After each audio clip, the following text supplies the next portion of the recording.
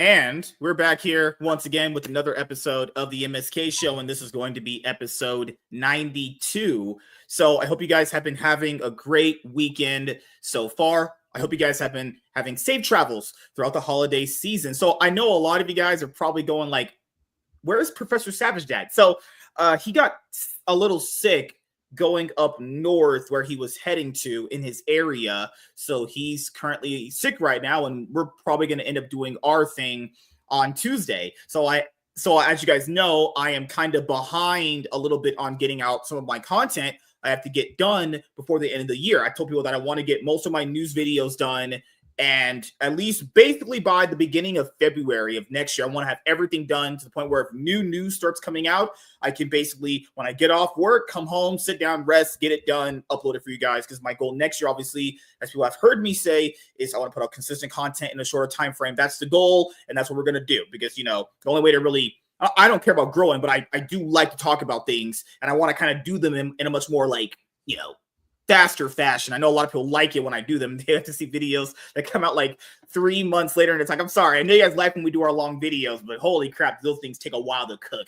But nevertheless, we're going to try and have more. I'm going to try and put together more shows where this can happen, where we can just knock out like 3 topics, depending on who's knowledgeable on them, and just get them done, honestly, because I would have just did this alone anyway, and those already get a lot of views, and you guys already kind of like my opinions in general, because I'm a freaking genius, and I know how to rizz up the ladies. So if you guys are watching this on the replay, all the stuff here is going to be on the channel. But if you just want to watch the entire thing from start to finish, I guess, thank you so much. We're not exactly fully monetized yet, but I know a lot of you guys are watching the video, so thank you so much. I don't really always say that because I hate every single one of you with a burning passion, but, it's always nice to thank the viewers every once in a while. So Tiny is here and ours is here. So when you guys watch the pre-recorded videos, I'll just leave links to ours' YouTube channel and Twitter channel and her Twitter account in the description box below for the videos that they helped me with, like I did with Savage Dad, like I did with anybody else where I do videos with them. So we'll just do a quick little intros and then we'll talk just for a little bit. We got to get some stuff done. Most important things is videos today. And we're just going to keep going. So hot ladies first. Chivalry's not dead. Tiny has her big giant pussy out. That out of context is wild. It's kind of weird for a white girl to have a black pussy. Yeah. Her cat usually never shows her love, like ever. Well, she hasn't quite figured out that the computer has a camera in it. But anytime I try to if she's doing something really cute or really, really ridiculously funny, the minute I pick my phone up, she just stops. She refuses to be caught doing I'm telling you, especially when she was a kitten, this bitch would have made me rich. If she just let me get fucking videos. Yeah. I remember on YouTube, way back when it first started, people were just posting crazy cat videos, or the cat video thing was a big thing for a while. Even now, when we're so saturated with crazy cat videos, you can still actually see videos go viral. Actually, the Thomas Edison, when he was creating film, the very first, it wasn't video because it wasn't video, but the very first moving pictures, basically, his first video ever was of a cat. And here's the crazy thing: putting cat videos are now making national TV, just running in background broadcasts on sports bars. Yep. Oh gosh, Tiny. I don't know if you want your full face in the video, but when you're like that, we can't see your full face. Is that intentional? We had to see your. I wanted to make sure you could see the cat the most. God. I thought we were going for a Morticia Adams kind of thing. What's his name? When Quentin said you look like Jamie Lee Curtis, I was like, you know what? I just never noticed until now. Now that's all I can see. That's literally slightly different Pixie, but yeah. I just see her. I just see you as Jamie Lee Curtis in Freaky Friday. I don't know why they're making a sequel to that. I saw Freaky Friday back. Fuck, man, that's a long time ago. It was a long time ago. So why are we making sequels to that stuff? They're doing that thing of Top Gun was kind of a big hit when it dropped, and years later get a legacy sequel, and legacy sequel is insanely much more better. And it's not every franchise is gonna have that. That's why I hate Hollywood sometimes. It had a legacy sequel because there was someone who had a story they wanted to tell that they thought would be good. Yeah. And they took it to fucking Tom Cruise and said, "What do you think?" He read it, picked up his phone, called fucking Paramount and said, "We're making another movie." Yeah. Because for years he said he was not interested in making another Top Gun movie because he Yeah. told the story he wanted to tell. Even the director of the first one didn't want to either. He was like, But when someone actually wrote an interesting story that could give you a new chapter, not just fucking spew over shit you've already done. Yeah. That's why it worked. And I love so much that the little bits with like Penny Benjamin coming back from that little like throwaway line from the first movie and stuff. Yeah, That was great. That was so fucking great.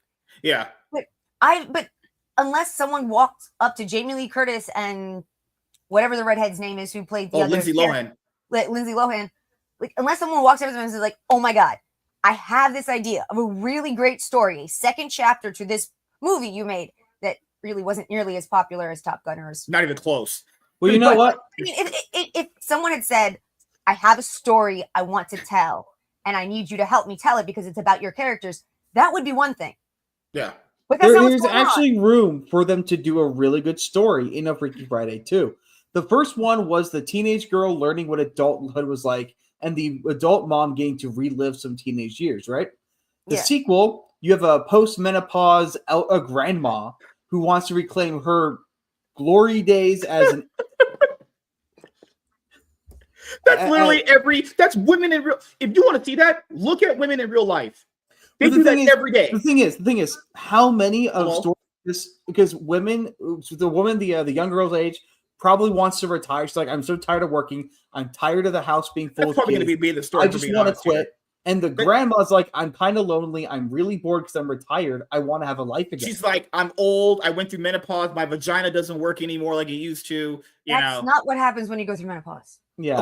Okay. But the thing is, there are so many stories telling the different stages of men's life and how to move from stage to stage. I don't know a single movie that is that transitionary period for women. There's a couple, but they weren't that great, and B, they never made a big splash, like made a lot of money. Yeah. So there is a lot of room for them to create a movie that could actually have a huge audience appeal. Like if they do it the way you're saying, it's very possible. It could be honestly a hit. But let's be honest here. Is that going to happen? That also requires praising families, and raising family is an important thing. So they're not going to do it. And that's something that Hollywood hates. They cannot stand happy, stable families. Yeah. So I mean, you're right. There is an opening for them to do really great work, but they're not going to take that opportunity. They're going to just give us slop again. I'm going to be honest. Anti-family slop. I never liked the argument, who is this made for? Or either the question, who is this made for, or who asked for this? Because like nobody asked for Star Wars. Nobody asked for anything in life. Literally, we didn't even ask for water. I just saying, like, I don't like. Okay, so me, the one that I don't like is when they say it's not like the one. I think you said it's not for you. Theoretically, that's how movies are. Movies, even if they're kids' movies, are like buffets. It's an all you can eat. Everyone can enjoy it. You know, that's just kind of what movies are. Like, yeah, there are movies that are more dedicated to another group of women. Like Barbie is an example. Like that's mostly dedicated to women. What do you mean Ken's the best, the good guy? Okay, I have to say, I hate you. He just fucking with me. But understandably, more women are going to be interested in Barbie more. It's not saying a man can't enjoy Barbie, but let's be honest, more women are enjoying Barbie than anything. You know, It's almost like different sexes like different things. What's a happy stable family? Not black families. Actually, what I found out is that don't ask MSK that question. You know what's crazy? I forgot the actual numbers. I literally just saw it yesterday. The ratio of black men leaving the black, it's really bad. I checked it, it's really bad. So when anyone points out that you're racist for saying that, no, that's not racist. That's observation. Sorry. Facts don't care about your feelings. You know, there's another disgusting one, but I can't have it for this one because, that's one of the conversation. But we're going to start topics here in just a moment here. I gotta fix my camera. Holy crap. Okay, now I look pretty. As for the Hi, Theo. Hello, LG. How you doing, man? What's up, guys? I mean, we're talking about to some degree. I mean, it's a little bit off, but the fact that proof that they hate families.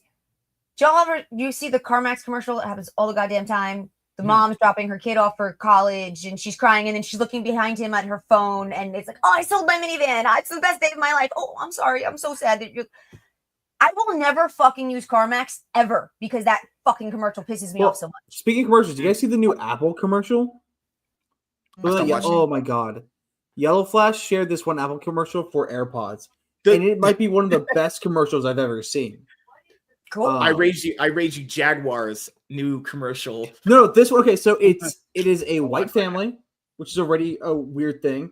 Normal looking family. It's Christmas Day. Girl, it's got this muted audio, so you can't really hear. So it's really playing up the emotion. Girl opens a guitar, and they're talking about that, and he plays all these key memories of him raising his daughter. And it's all with this muted audio. And then his wife walks up, puts her hand on his shoulder, says, "It's time to put your ears on," or something like that. Or no, I think she says, "You should hear this." Puts in the AirPod, because they now have an hearing aid feature. The audio comes back, and they replay every single scene with full audio, and the music picks really up. Cool. It's gorgeous. It is an amazing teaser, or not teaser. Before we go, I was almost ready. I almost forgot one key thing. I forgot they dropped 8 minutes of this fucking thing. That's another thing to bring up during the video. Oh, 8 minutes of the Kraven? Who fucking drops 8 minutes of a movie these days straight up on Twitter? Well, no, there's room. Really good idea, because most people were not interested in anything coming out of the MCU, and a lot of people were not going to give this a chance because of A, they're really sick of trying to make villains into of them constantly trying to make villains into heroes, and B, Kraven's just not that well known a character to most people who aren't big Spider-Man fans. So giving us 8 minutes that was actually really kind of good and also really interesting made me want to go see the movie more. I mean, I'd originally planned to see the movie, but I was going to put earplugs so I didn't have to hear any of the MCU bullshit and just get to watch Aaron Taylor Johnson. But after those 8 minutes, I honestly feel like I want to watch the movie. Where were your hands going to be? Where were your hands going to be after these earplugs were in your ears? I do not touch myself in public. If you ever did, yeah, we're going down that road. Okay. Yeah, Theo's correct. Theo is correct. Tiny needs a cold. Yeah. I could give her one. No, I don't.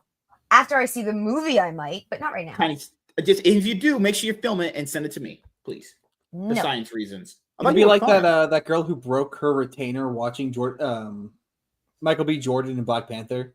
Oh my god, man! There was a girl that she saw shirtless Killmonger.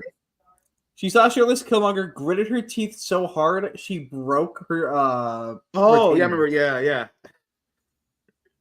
I'll admit, Michael B. Jordan looks amazingly good in that movie, but I don't think it'd be enough for me to break anything.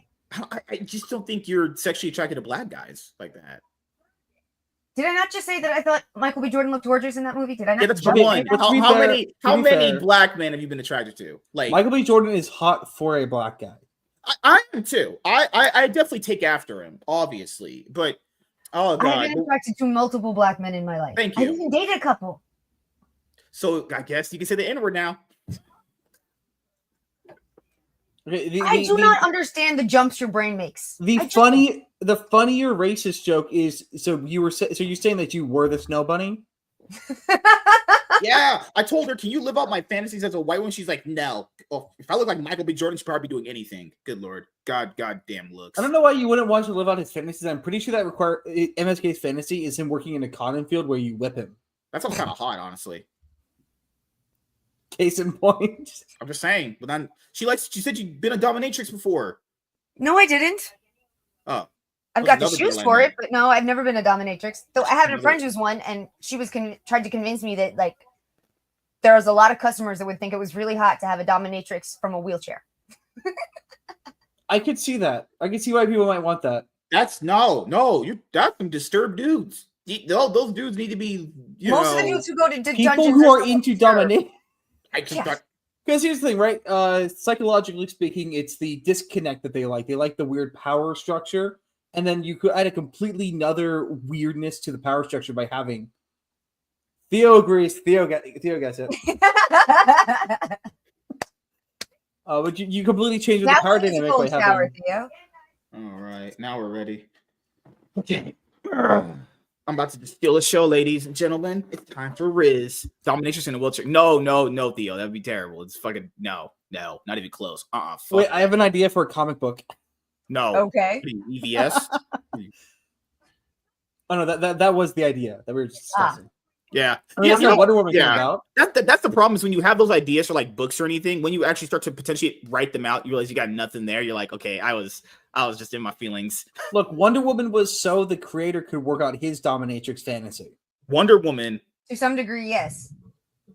They say he's a feminist. He's not a feminist. He's a sexual created Wonder Woman had bondage fantasies, and his wife and him had a relationship with one of their students. They were a threesome for a very long time.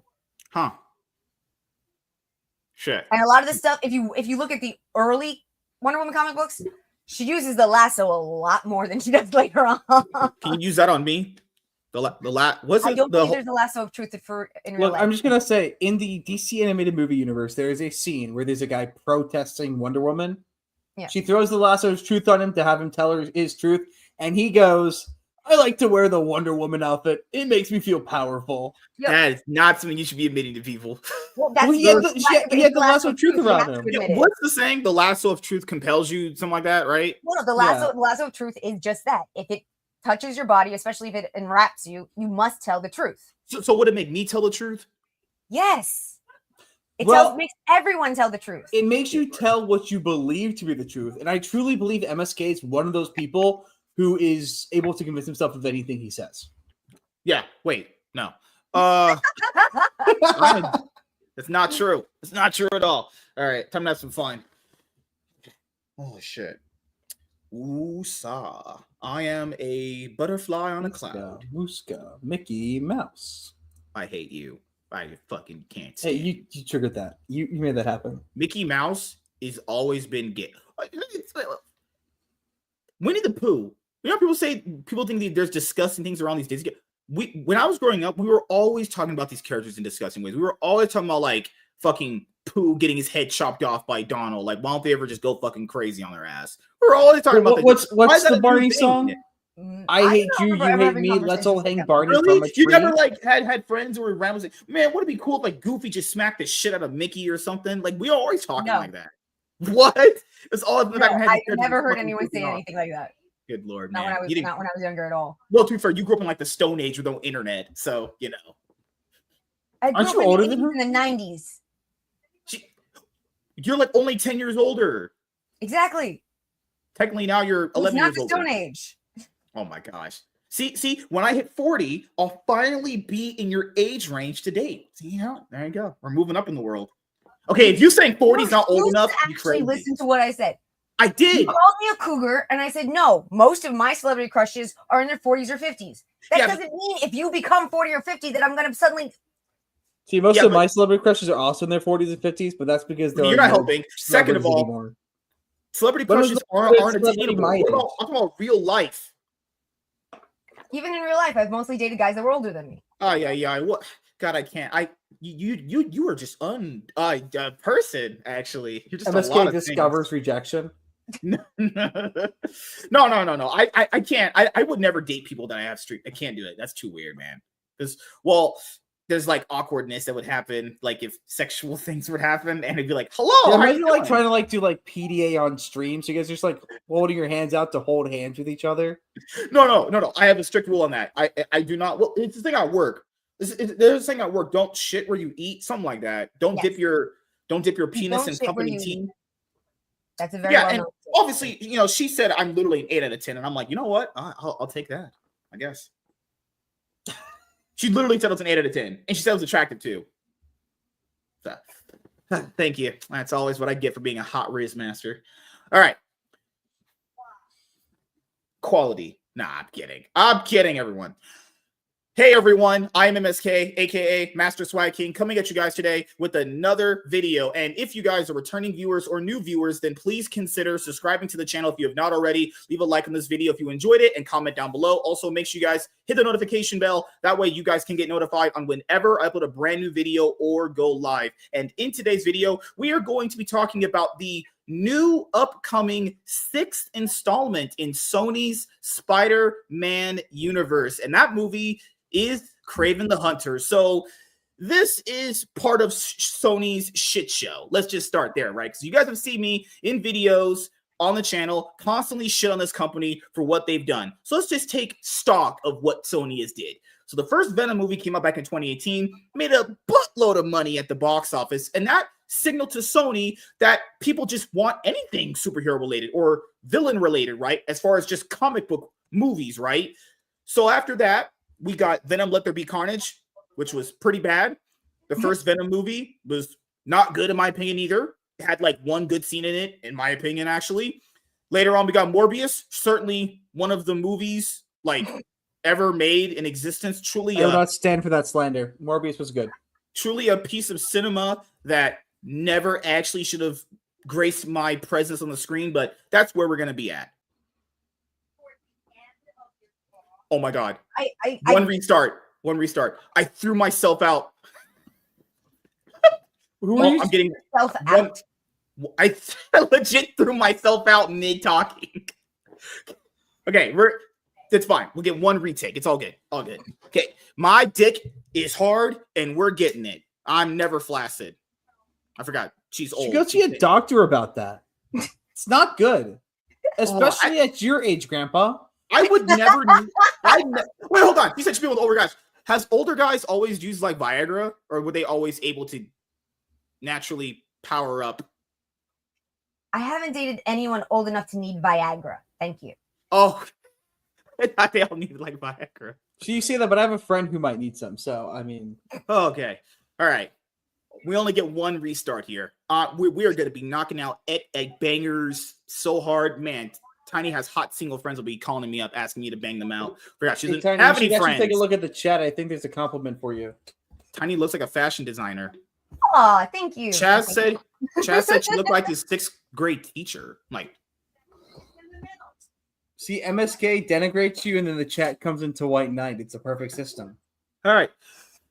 Hey everyone, I am MSK, aka Master Swag King, coming at you guys today with another video. And if you guys are returning viewers or new viewers, then please consider subscribing to the channel if you have not already. Leave a like on this video if you enjoyed it and comment down below. Also, make sure you guys hit the notification bell. That way you guys can get notified on whenever I upload a brand new video or go live. And in today's video, we are going to be talking about Kraven the Hunter, which is the 6th installment in Sony's Spider-Man universe. And at this point, I don't even care if this movie is good or bad. Can we please just stop this? So, for you guys who don't know, I've been shitting on this idea pretty much ever since it was a thing back in like 2018. But I didn't obviously have a channel where I could talk about movies in this sort of fashion, right? So, Venom came out back in 2018, made a lot of money at the box office, and Sony thought that means that every single one of Spider-Man's villains could have their own movie without Spider-Man, and people would actually go watch them, which is the dumbest logic ever, because obviously in their brains, they think like every villain is popular, which wouldn't make any sense anyway.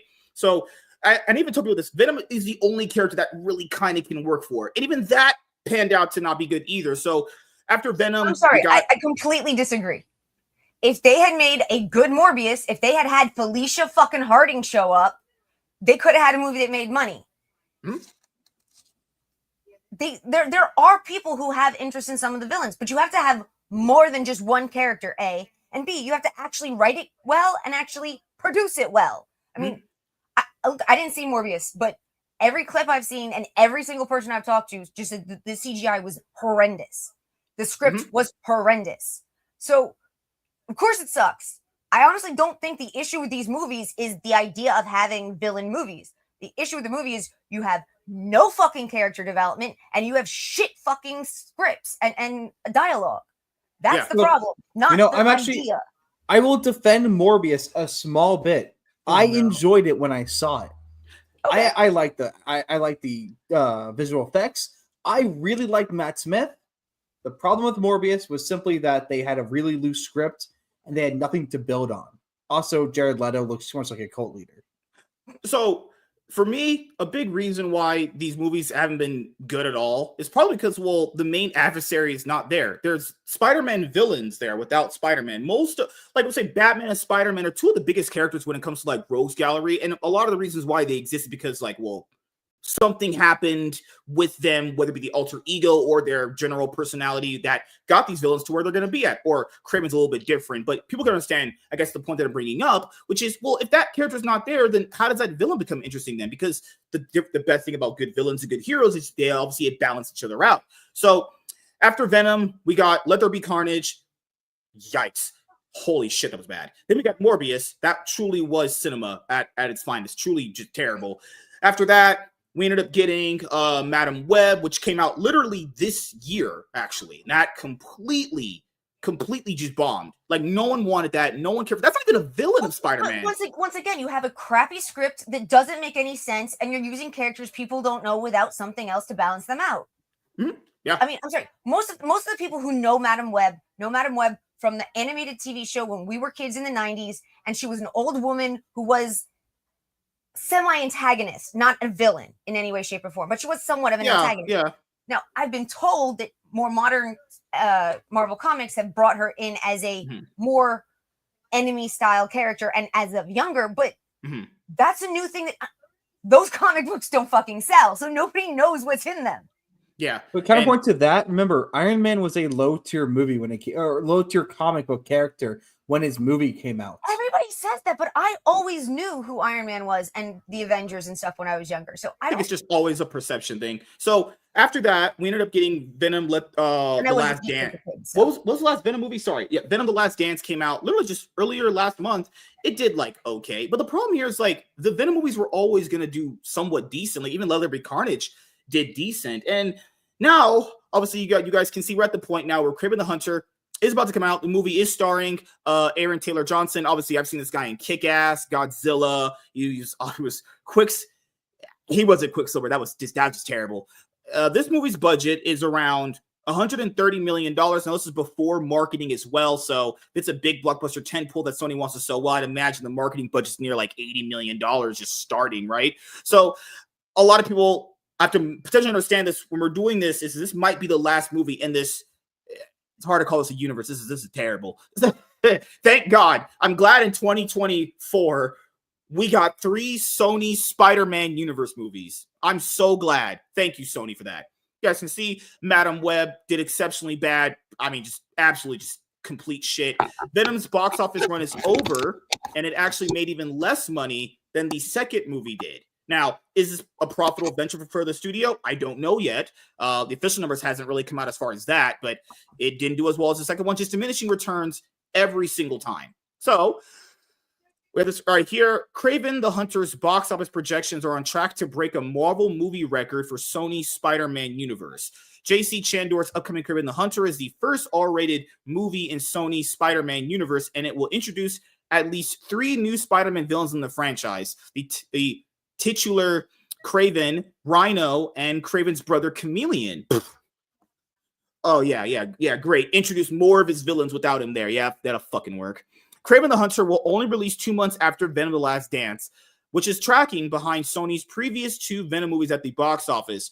Per Box Office Pro, Kraven the Hunter is projected to earn... That's so bad. What the fuck? I'm sorry. Oh, end it. There's no interest. Just end it. Guys, the movie's projected to earn $20 to $25 million domestically in the United States of America. That's not international. That's just in our country. That's bad. That's awful. That's horrible. Sony, please stop this. This is not funny anymore. Okay, we got the jokes. I got some of the best movie criticism ever out of Morbius. I thank you for releasing Morbius. Truly the movie made of all time. I absolutely love that. But could we please stop this? That means people right now are refunding these tickets. This will happen with Madam Web. Madam Web's box office was this number right there. People refunding. Sony, please stop. Just look. Just stop. If Kraven is going to beat those projections, they have to have the exact same kind of marketing strategy that Madam Web had. People went to see Madam Web because of Sydney Sweeney's very nice assets. So if you want Kraven to succeed, you need women to go see Kraven. They covered her up completely in the fucking movie. She only looked that good on the runway. Yeah. You got to turn the target demographic for Kraven isn't the MCU. It's the women who like 50 Shades of Grey. Yeah, okay, no, I'm sorry. It's not 50 Shades of Grey. 50 Shades of Grey was ridiculous and horrid. Okay, then name another sex movie. I don't know. Came from a fan fiction of Twilight bullshit. Okay, then fine. The target demographic of this is the same thing as Aquaman, because remember, the bulk of Aquaman viewers were women going to see Jason Momoa to thirst over. Jason Momoa's assets, right? Yep. Because what's the plot of his Aquaman? Absets. His absets. There you go. This figure is considerably lower. I was worried about that because I actually really liked Arthur Curry when I was younger for a while. And I didn't know if it was going to work. I actually thought they ended up finding ways to make it really work for the story. But the idea of him going and being Lobo is just too perfect. Like I don't need his Aquaman if I can get his Lobo. How do you pass that up? I mean, it's like it was made for him. This figure is considerably lower than Morbius's $39 million domestic opening weekend, which that itself right there was one of the biggest, was one of the worst domestic openings for a superhero movie. And I don't consider these superhero movies, not Morbius, these are like comic book movies to me, but it's all still in the same vein. Kraven the Hunter could also match Madam Web's abysmal 6-day, $25.8 million opening earnings, potentially making it one of the lowest grossing films in Marvel movie history. That's also what sucks about these fucking Sony, whatever they're called, is that it just makes the MCU kind of look bad because a lot of average people aren't that smart. They're going to think this is part of the MCU. People aren't that fucking smart, right? And then this just makes the perception of superhero movies or comic book movies just get worse. Thank you, Sony. You truly are one of the companies of all time.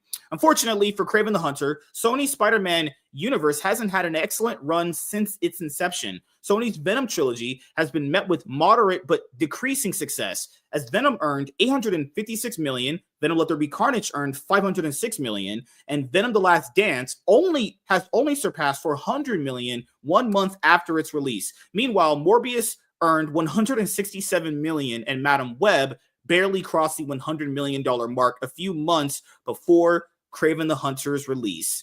With a string of losses preceding it, audiences might not be holding out hope for Kraven the Hunter. After all, the trailer suggests the movie is quite similar to previous Sony Marvel movies in various ways. Kraven the Hunter follows a more heroic version of a classic Spider-Man villain, pits him against a similar enemy, Kraven's father, changes its protagonist story. Kraven now has superpowers.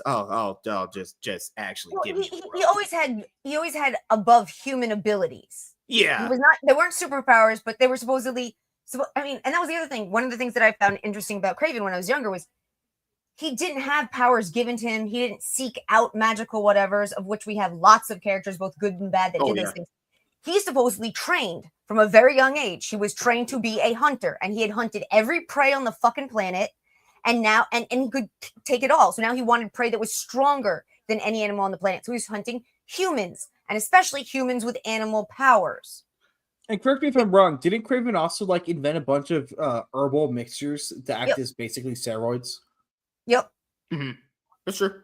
And it was he was a villain partially because of his arrogance and his need for stronger competition, for something better and better to hunt.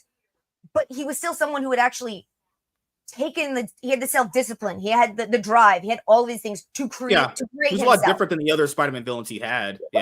Spider-Man got bit. Spider-Man himself gets bit by the spider. He didn't go looking for power. Mm-hmm. Rhino wanted power but got stuck in that suit for the rest of his fucking life. Yep. Venom is an alien that ends up joining with other people. Kraven was one of the only villains that had actually created himself. Mm-hmm. I actually kind of really enjoyed him in the animated show and in some of the comic books when I was younger. And now you're going to enjoy something different about him this time around. When I was a child, the idea of being a hunter was they were trying to make it really bad. You shouldn't go out and kill animals, even if you're going to eat them. You shouldn't do this. It's bad. It's bad. All hunters are evil. And that's one of the reasons they created Kraven the way they did. He's literally the villain from Tarzan. Yeah, he's supposed to be very much pulled from Tarzan. Okay. Absolutely. Here's the thing, right? So if you want it, I can come up with an excellent Kraven movie right now. It's going to cost you maybe $50 million because you're going to want to film in a soundstage that looks like a jungle. It's him hunting jungle game while there's a group of people also in the jungle trying to find out where all the poaching is coming from, because it is uniquely dangerous poaching. That's just the most dangerous game, essentially. Yeah, and that's all Kraven's. I like it. That's what Kraven's backstory should be. It should be a suspense thriller where he's going around fighting tigers, gorillas, and shit. Not powers. He should be using his brain, and then there should be people trying to find who's poaching this jungle. And there, Kraven's the bad guy because he's destroying a protected area. He's killing these animals who are protected. You appease PETA because he's literally the villain. Yep. And doesn't feature Spider-Man at all. Although it seems likely for Kraven the Hunter's box office to go down the same path as Morbius and Madam Web. No, that's not. No, it's doing that. That's likely. That's definitely gonna happen. Kraven the Hunter could turn the tide for Spidey's. Kraven the Hunter could turn the tide for Sony's Spider-Man universe. In what way? This is the last movie. If this one does not do well, they're done. They're not making any more of these. There's a reason why they haven't announced more of them. Anything they did announce previously has pretty much just been canned, scrapped. Remember the El Muerto? Remember the Hypno? What was the other ones we had? Silk, Spider-Man Noir, all that stuff. And well, the one that has been talked about, I guess, like Spider-Man Noir. It's been somewhat updated, but that's it. Kraven the Hunter. There's another aspect of this that you can't. Rhino became Rhino after Spider-Man, and partially because of Spider-Man. Venom had so much to do with Spider-Man and Black Spider-Man. Kraven created himself as a villain long before he started hunting Spider-Man. He doesn't actually need Spider-Man to make his story work. Almost all those other villains do, or should have needed it. Even Morbius originally took some of Peter Parker's blood to try to figure out how he became Spider-Man and if he could use it to share his thing. Kraven is one of the few.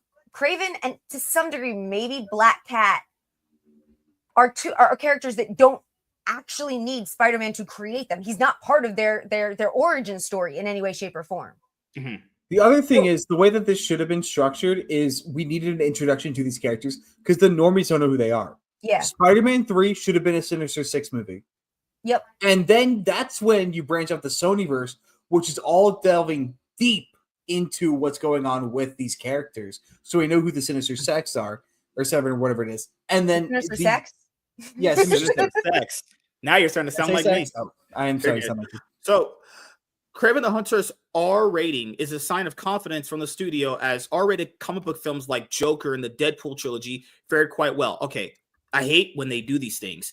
Using four isolated examples means nothing, really. And also, these were, let's be honest here, the Joker movies were not Joker. The Deadpool films are much more better received than anything they've done so far. And the first Joker film was received pretty divisively. I guess using four examples there, I guess that works. That said, Joker Folie à Deux, or what the fuck it's called, Joker 2, flopped despite its R rating, and the first movie's goodwill. Yeah, my thing with that, people were kind of overrating that. It doesn't matter if a movie's R-rated or PG-13. If, people said, if the movie's good, the movie's good. That just kind of depends. You can go a little bit further directions in rated R. I agree with that. But a movie being rated R, PG-13, if the word of mouth is good on there, people will go see it. Regardless, Kraven the Hunter is key. Kraven has I'm not sure that they're going to do it. This may end up being a horrible, horrible movie. I'm just trying to explain that there are all sorts of reasons why it doesn't have to be a horrible movie. Okay, yeah.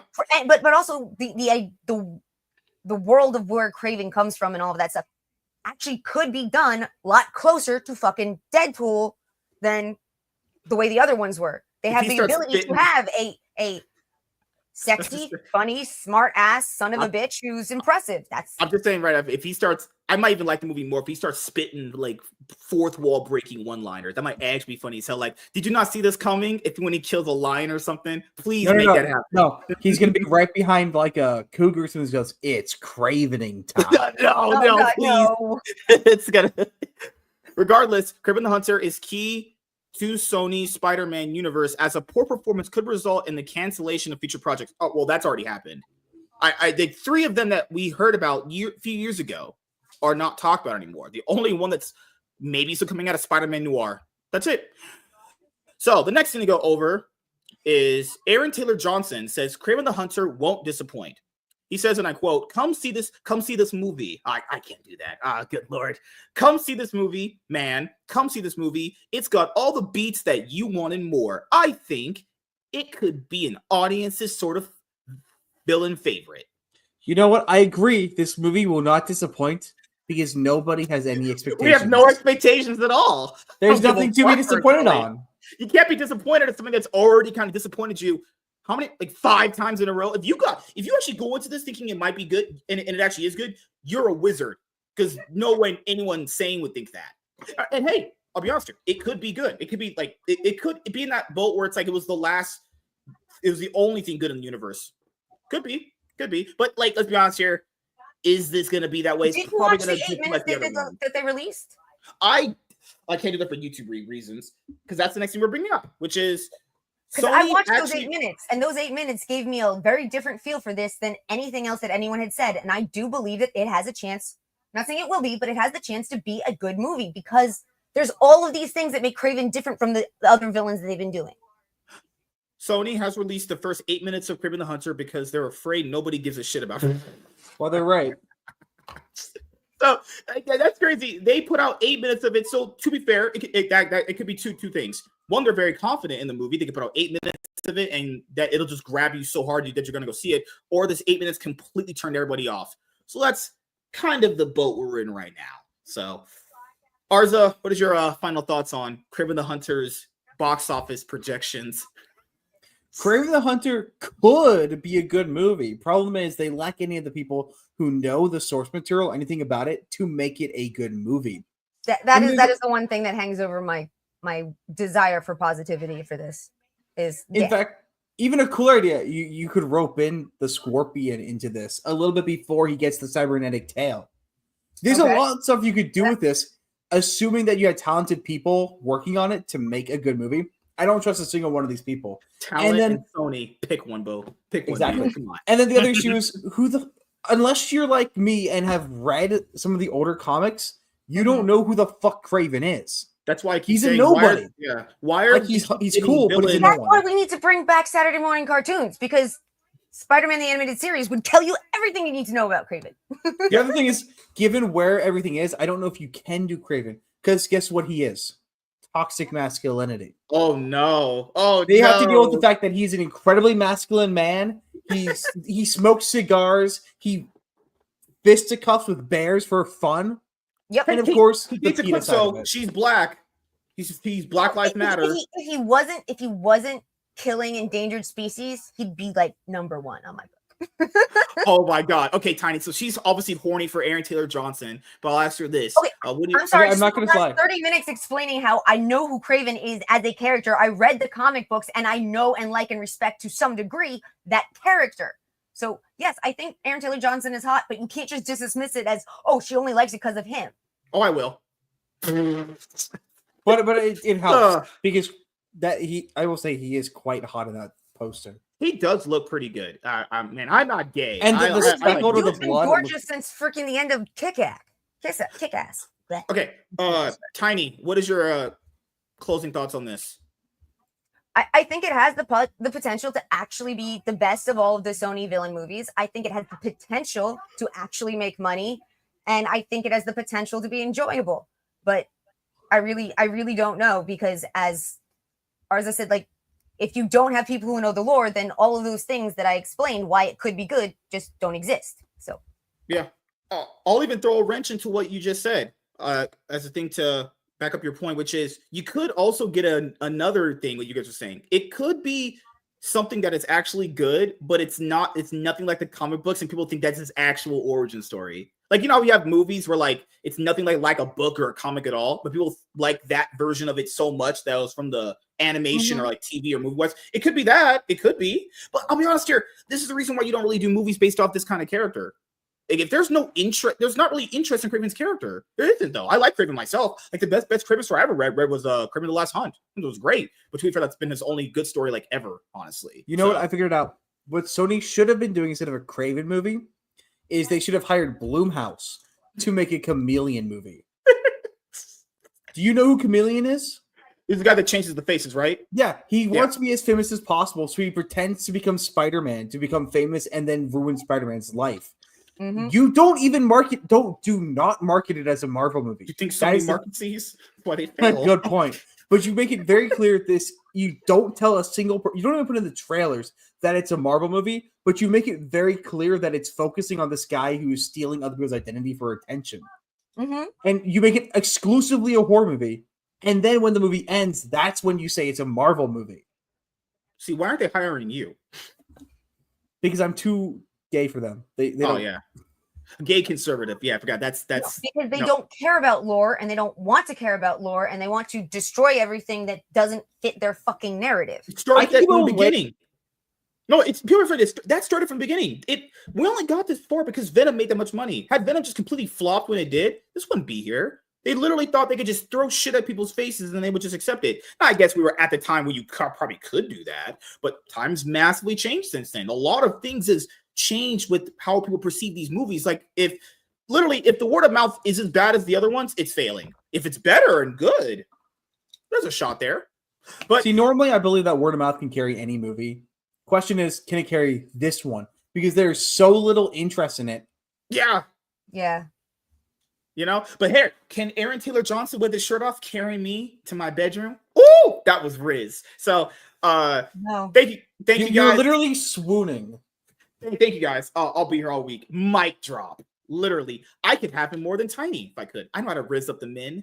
Okay, this is getting too homoerotic here, but I'm not going to complain. It's not really complicated on how to raise up men. Yeah, no, we're really aggressively simple. easy.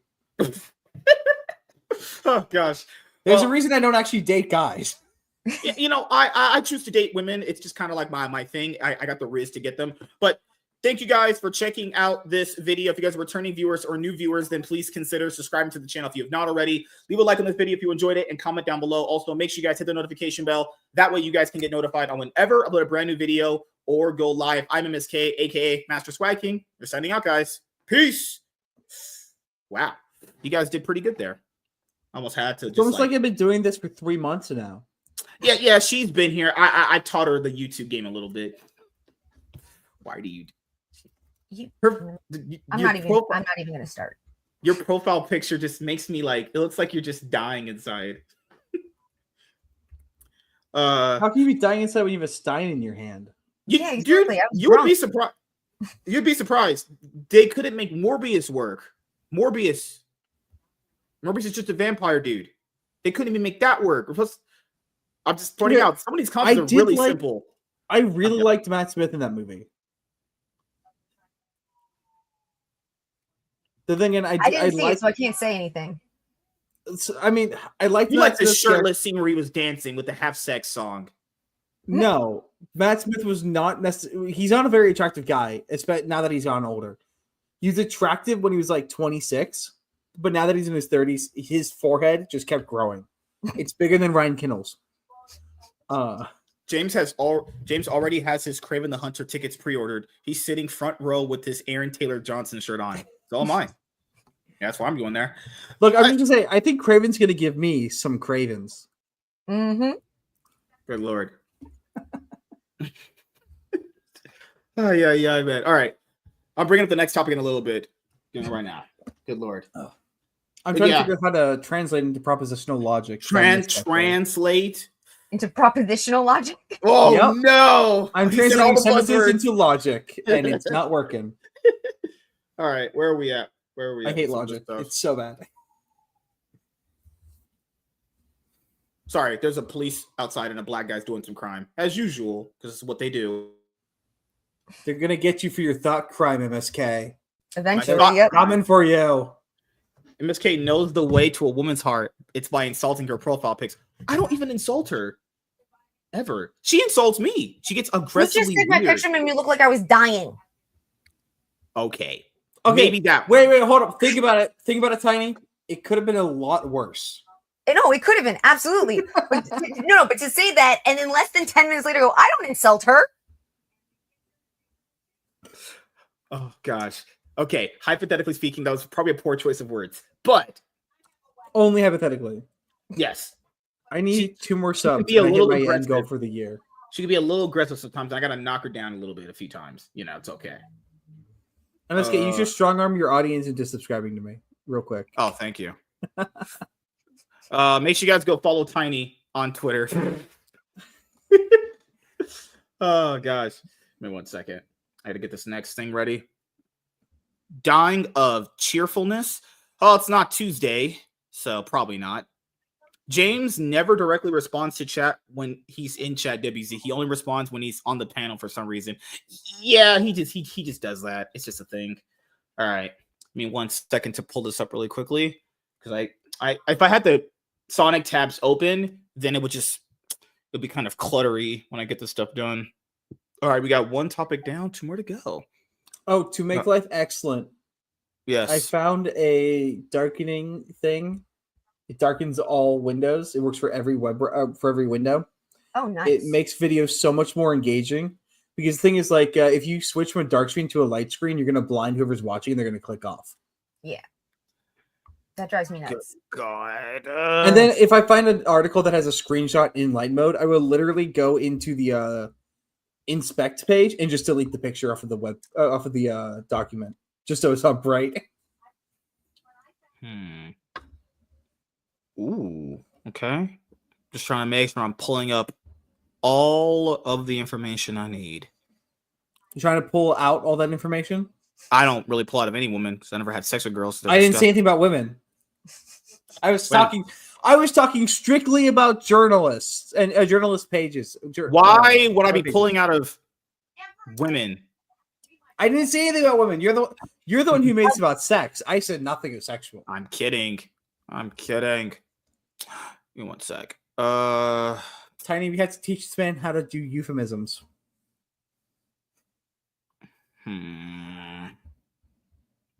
Damn. Oh, I was probably just talking to her mom because her mom's on the phone. That's okay. I didn't hear. Surprisingly, we didn't even hear during the video. She was just listening for a 30-minute video. That's actually crazy. Okay. I'm trying to get the projections right here, and I need to know. Do you have an estimation on budget? Out of curiosity. Yeah. I'll bring it for you in just a moment here. I meant to ask about a Kraven, but then I forgot. I'm not gonna lie. I am so excited for this Sonic movie. I love Sonic. I do.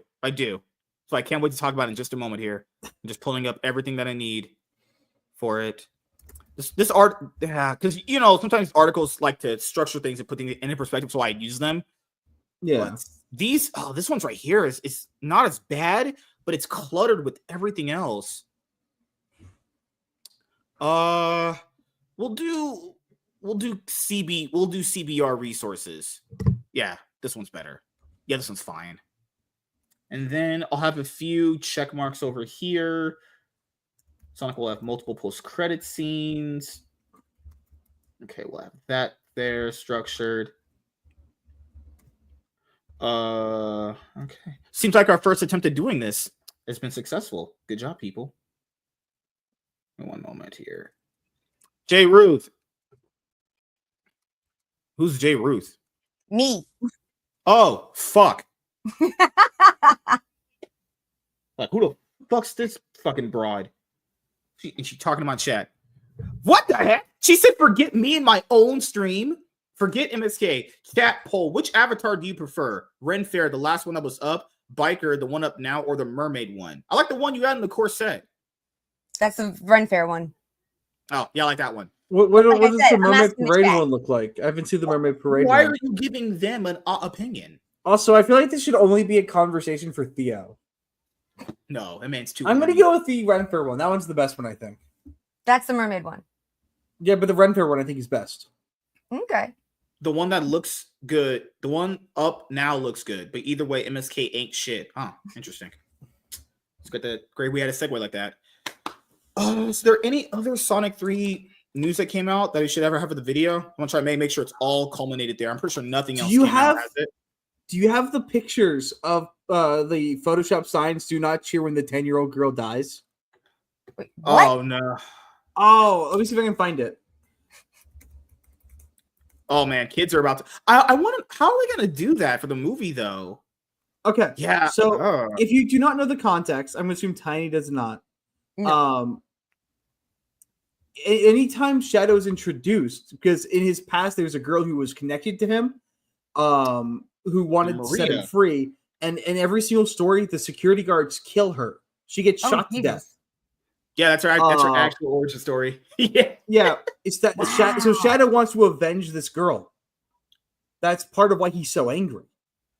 Yeah, it's basically the complete opposite of Sonic. Sonic's had he had like a loving, kind of caring, nurturing, human interaction. He really didn't.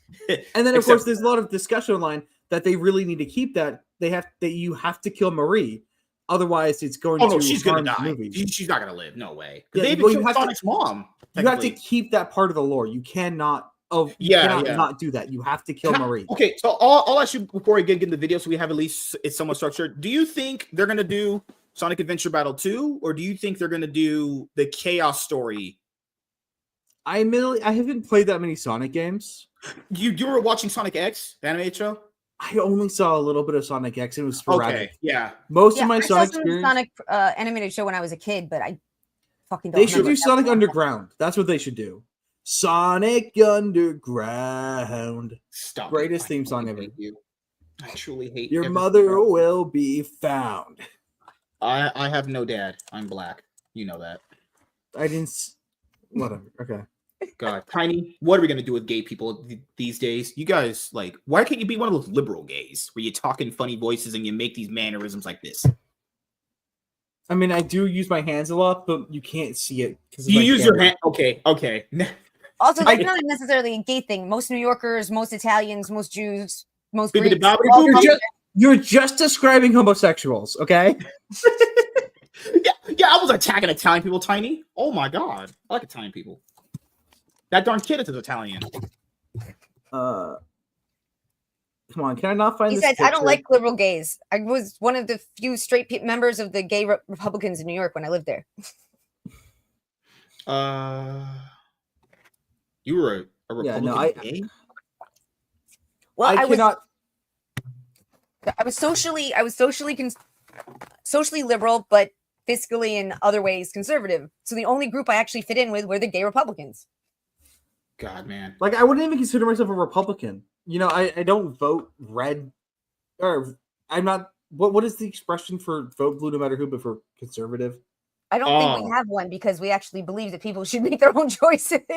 Yeah, but then you come to realize when you tell someone that and you do the opposite of what they think you're like a fucking the other side. Also, what counts as a conservative or Republican changes drastically in different parts of the country.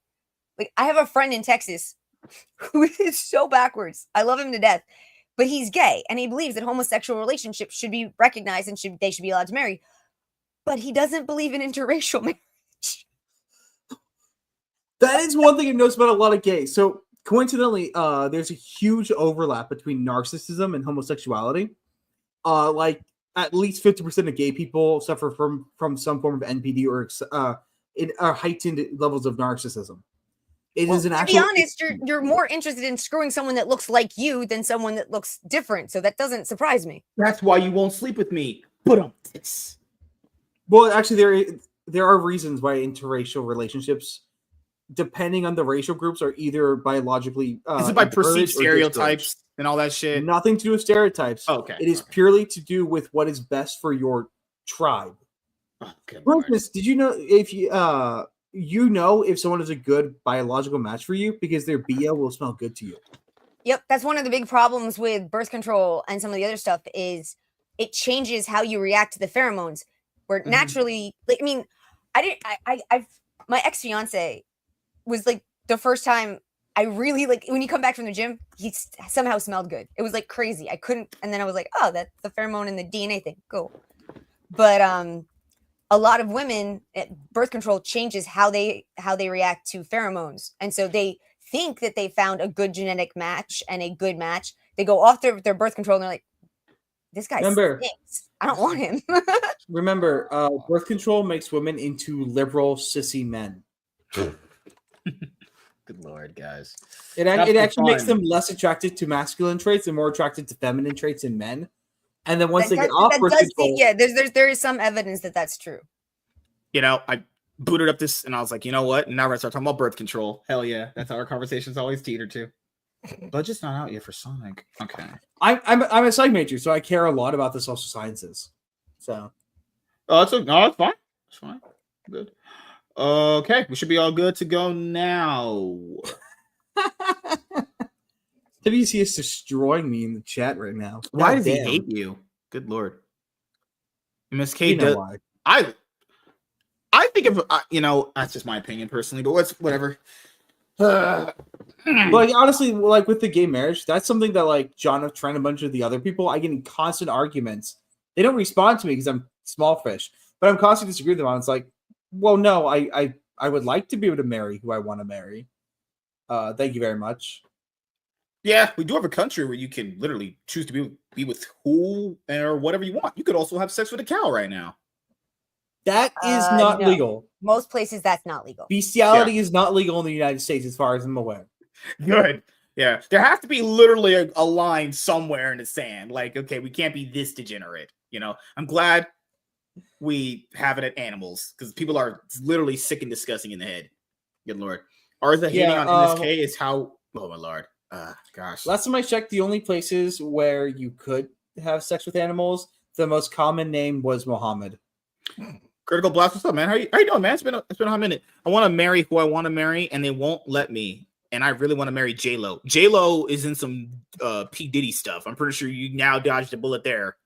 Yeah. Oh God. Look, I don't have a fetish at all. I would let J-Lo sugar mommy me wholeheartedly. I guess she's taking that money from P. Diddy. I don't care where the money comes from as long as I'm getting some of it.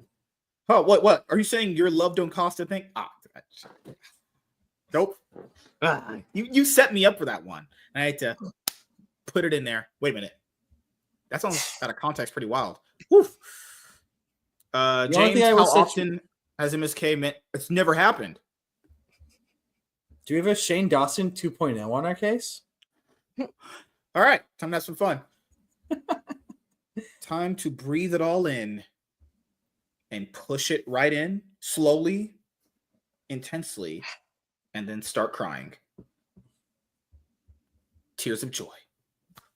No? Not entertaining MSK enough? would cry after sex. That makes sense. Never happens, ever. After sex, my nuts are hanging out, I'm leaving. You just I don't want to. With your nuts still hanging out? You're not going to put them away first? You would put your pants on. Hopefully. You skipped that step. I'm just saying what you said. It's pretty self-explanatory. I'm pretty sure I have to go step by step how to do this. It's not that hard to have sex with a woman or a woman, right? Pretty easy. You just put your thing in her thing slowly with spit or lube. Yeah, for some reason, every single one of MSK's perceptions has raunchy 80s music. Okay, how do you do it then? Explain to us. Teach us, ma'am. I'm not going to have a step-by-step conversation about intercourse on the live stream at this point. Why not? Well, could you hit me up with that afterwards? I need notes. Yeah. Yeah. Just a hypothetical. All right, I think we should do the video now. I think we should do.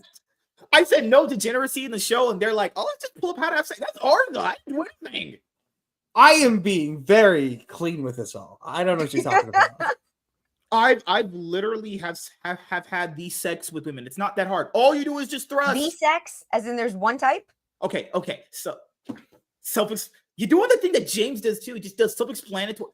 Obviously, whatever. You guys are just literally fucking with me right now. Holy shit, I'm falling for it. I thought it was Slave Leia at first. Yeah, she should do next year for my birthday. Do a Slave Leia cosplay. And show me first before anybody else, because that would be okay. I will do that. Don't worry. Tiny, don't make him just for you. Okay. Hey, if Chris Gore can do it, so can I. Chris, no. That's true. If I wore a Slave Leia cosplay, I would have to get a rope afterwards. Okay, to be fair, if I wore a Slave Leia costume, I'd look more like Jabba. I didn't even like riz her up in those videos. That's just my constant natural charisma that I have, All right. Hey, everyone. I am MSK, a.k.a. Master Swag King, coming at you guys today with another video. And if you guys are returning viewers or new viewers, then please consider subscribing to the channel if you have not already. Leave a like on this video if you enjoyed it and comment down below. Also, make sure you guys hit the notification bell. That way you guys can get notified on whenever I upload a brand new video or go live. And in today's video, we are going to be talking about Sonic the Hedgehog 3. So it all just started back when I was a wee little boy, and I have always loved this blue fucking hedgehog, man. I played a lot of the video games growing up. I watched the animated show Sonic X, right? It was Sonic X. It was on 4Kids. Man, just games and television for this guy was all me. You know, love this character to death, man. And oh my god, I threw myself out again. Shit. Fuck my pussy. Okay, we get two. MSK. Get the fuck out. All right, now I just have you to myself, madam. What would you like to do? Cheerio. You are no fun. What do I have you here for? Wow. I'm trying to be MSK. Do not restart the intro. Just pick up, and I will edit it. I will edit it for you. Just send it to me, and I will cut out the mistake. Do you think gay people have rights here? No, yes. But I'm trying to be helpful to you. Yeah. All right. I edit videos. Let me edit this for you. I am entertaining you. Make love to me like P. Diddy did to J-Lo. Please. God damn. Okay. You look like you use teeth. I'm good. No. Come on, her? She's the grandma. That's what she would do. Wait, but grandmas could just take their teeth out. Grandmas have no teeth. They put them in. Yeah, so they can't use teeth. I hate you. You are just the worst. You literally need to be like thrown at a building or something. You brought me into this run, MSK. Okay, all jokes aside.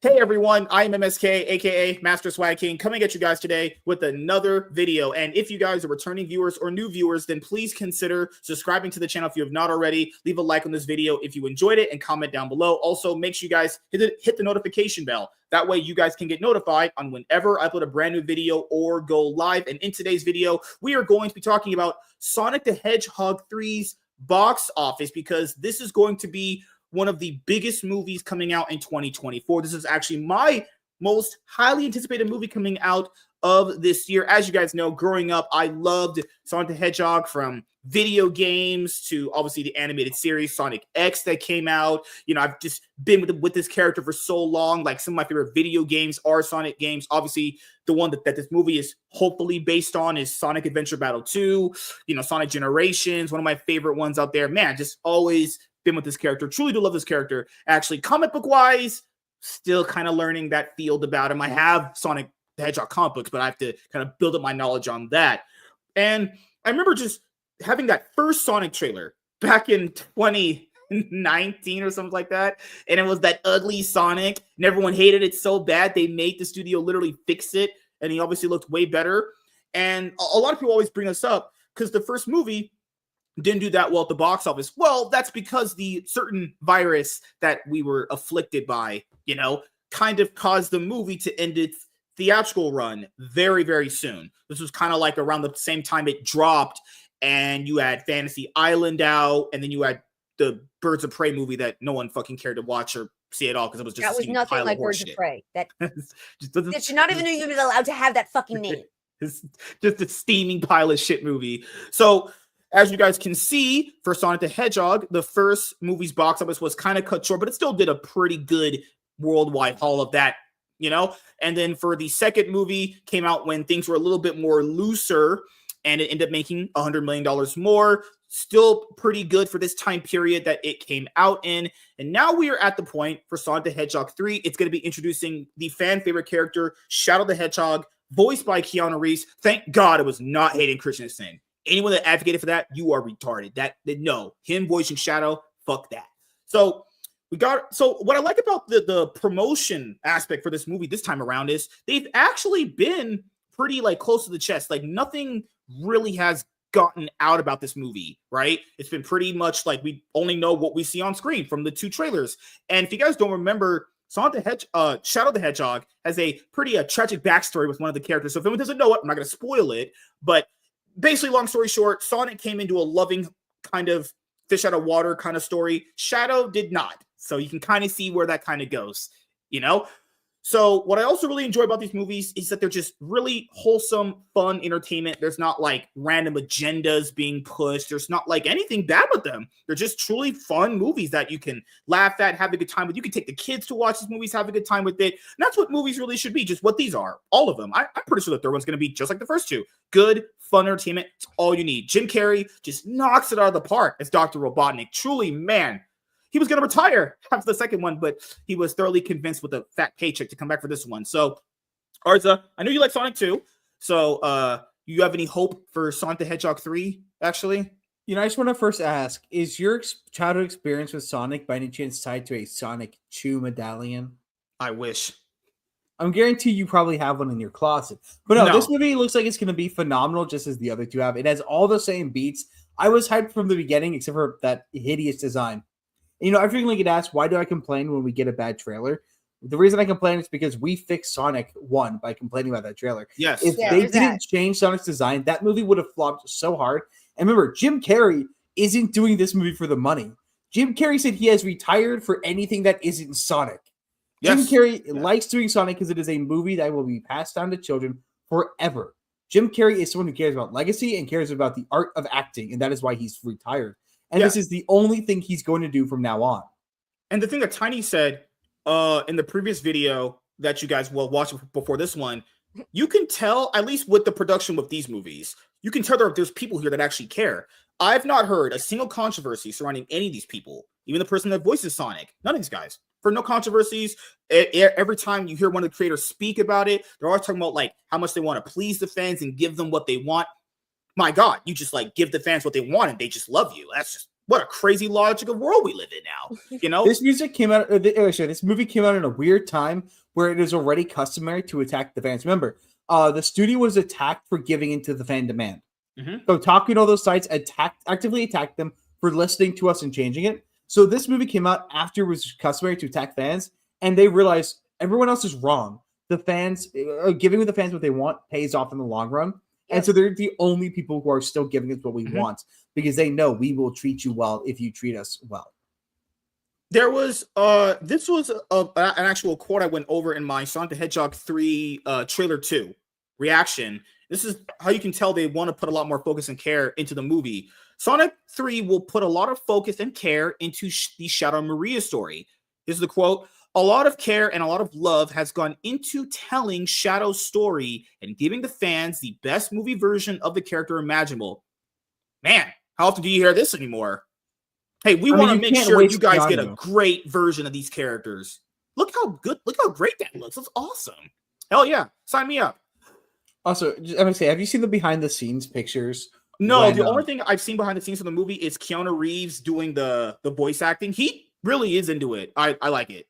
Behind the scenes is really funny because they have these little statuettes of all the hedgehogs that are accurately heighted. So you have all the humans acting, and they're just these like goofy looking plastic statues just standing in the middle of the street while the humans are doing their stuff. So coming out in this month of December, which is when you guys will see this video in 2024, Mufasa is dropping, and so is Kraven the Hunter, and I think another movie's dropping as well. But let's be honest here. I'm pretty sure Sonic 3 is going to absolutely just destroy and crush all of these, honestly. Like, this is going to be the only thing most people are seeing right now. But it just depends on, because a lot of people, like you should say, on like certain Sonic communities online are like, this movie's going to make $1 billion. Okay, I like Sonic. I love these movies a lot. I think they're really good. But, guys, this came out in 2022 when that pandemic stuff was kind of pretty much gone, and this did pretty solid. It's pretty good right there. But that's not $1 billion, not even close to $1 billion. For this to get $1 billion, it would have to have at least a $200 million start just to begin with. You know, I get a lot of people like the movies, but $1 billion, you sniffing hard crack. Okay, holy mother of God. Sonic the Hedgehog 3 is looking to speed past Disney's highly anticipated The Lion King prequel Mufasa, which looks it's gonna suck. Terrible. Yeah, okay, but here's the thing you're also forgetting, MSK. This is the best year for theaters. This is the first year since pandemic that theaters are back to near full capacity and attendance. That's good. Yeah. So this movie will, no matter what, do better than Sonic 2. And I guess this month might tank it. Just imagine that. You have the best month since, and this month would tank it. That would fucking suck. Mufasa at the box office in December, and early projections look like that may in fact happen. Per deadline, Sonic 3 is looking to overtake Barry Jenkins' Mufasa by $55 million plus to $50 million. However, Disney has not fully launched its full-scale Mufasa marketing. Yeah, that's true. I mean, to be fair, Paramount's barely marketed this at all, but let's be honest here, it's Sonic. People are going to watch this regardless anyway. No, Disney has not marketed Mufasa at all beside what? 2 trailers? I've not seen any ads for it. It doesn't make any fucking sense. Lion King was fucking Hamlet. It made sense because you understood it was Hamlet. You understood that it didn't follow the way actual lions act because you had a story to tell. Mufasa has nothing to do with Hamlet, has nothing to do Counterpoint to that Hamlet argument. The opposite of how lions actually act in the wild. Little kids do not know what Hamlet is. That's a guess. So they still had to tell the story in a good way, and there is a way you could do a prequel. Disney can't do it, though. They don't have the talent. Yeah, keep in mind, before you realize that final point, you were like, ah, fuck, it's Disney. Holy shit. Trailers for the film, though, are being shown during this weekend's Moana 2 launch. The 2019 film The Lion King made $1.6 billion worldwide, with $543.6 million coming domestically against its $260 million budget. Mufasa stars the voices of Aaron Pierre? Pretty sure I said that right. As the voice of the titular character, Seth Rogen as Pumbaa. You guys know the cast there. Sonic's past. So why are Pumbaa and Timon coming back? They shouldn't even be alive. That doesn't make any sense. No, there is a way they could do that. Do you know the movie? Do you know the sequel, Lion King 2.5? Yeah, I remember that one. Yeah, I heard that it existed, but I don't know anything about it. I'll admit. It is a frame story told by Timon and Pumbaa to other lions, I think it is. It's basically them telling their version of the events of the story. Yeah. So it's basically them recounting the Lion King, and it uses unreliable narrators. So you could have Timon and Pumbaa introduce the movie as a bit of a framing device. The first Sonic movie, Sonic the Hedgehog.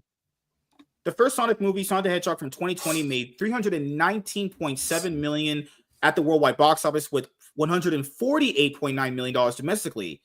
Its sequel, 2022 Sonic the Hedgehog 2, made $405.4 million worldwide and $190.8 million domestically. This year's holiday box office, starting with what is expected to be a record-breaking Thanksgiving weekend, which it ended up being, is expected to be a good one, even though Sonic 3's estimate is below the opening weekend totals for both the previous films. Yeah, that's actually true. This one's not opening to the same level as the other ones. Is that a cause for concern? I don't know. Well, it's because Paramount hasn't really marketed the movie at all. I mean, guys, people are factoring. You got the first trailer for this movie back in like June, July. We just got a second one like last month. So they're playing the marketing really, really slow for this one. Sonic and Sonic 2 made $58 million and $72.1 million respectively their opening weekends. Sonic 3 may have more momentum going into December 20th opening against Mufasa due to its all-star cast, including Keanu Reeves as Shadow, Jim Carrey in dual roles as Dr. Robotnik and his grandfather, Idris Elba as Knuckles, and Ben Schwartz as Sonic. Additionally, James Marsden and Tika Sumpter reprised their roles as Tom and Maddie. Why is fucking... Oh, God, James, why is he dating a black lady? This would be perfect if he wasn't dating a black lady. Can he date a Mexican or some shit? We gotta date LaQuishas in my Sonic movies. Oh, God. Counterpoint, she's actually well written. Her sister sucks. Her sister's horribly written. This is horribly... Yeah. Well, dude, her sister's the loud black lady. The loud fat black lady. Oh, Lord, kill me now. Holy shit. I will say this too. For another reason why I like the Sonic movies is people would go like, well, I don't want to see too much of the humans. In the first movie, you got a lot of the humans, but they weren't like bad. They were actually integral to how the story would work. Second one, you barely actually got them at all. So I think that's the kind of range you should play with. Reeves recently talked about his role as Shadow in the threequel in a feature shared by Screen Rant. He said, for 50 years, Shadow has been in a state of suspended animation. Reeves said he's coming out of it seeking revenge. Okay, I'm not coming out of the closet, guys. It was really the internal journey to get the anger and the emotion. It was intense. Sonic 3 and playing Shadow, it's really on another level, he said. His co-star, Carey, said when he heard about Reeves wanting to play the role of Shadow, he thought it was perfect. When I heard Keanu Reeves wanted to play Shadow, I went, all right. Shadow as this sympathetic, brooding kind of darkness that Keanu Reeves has mastered so brilliantly, Carrie said.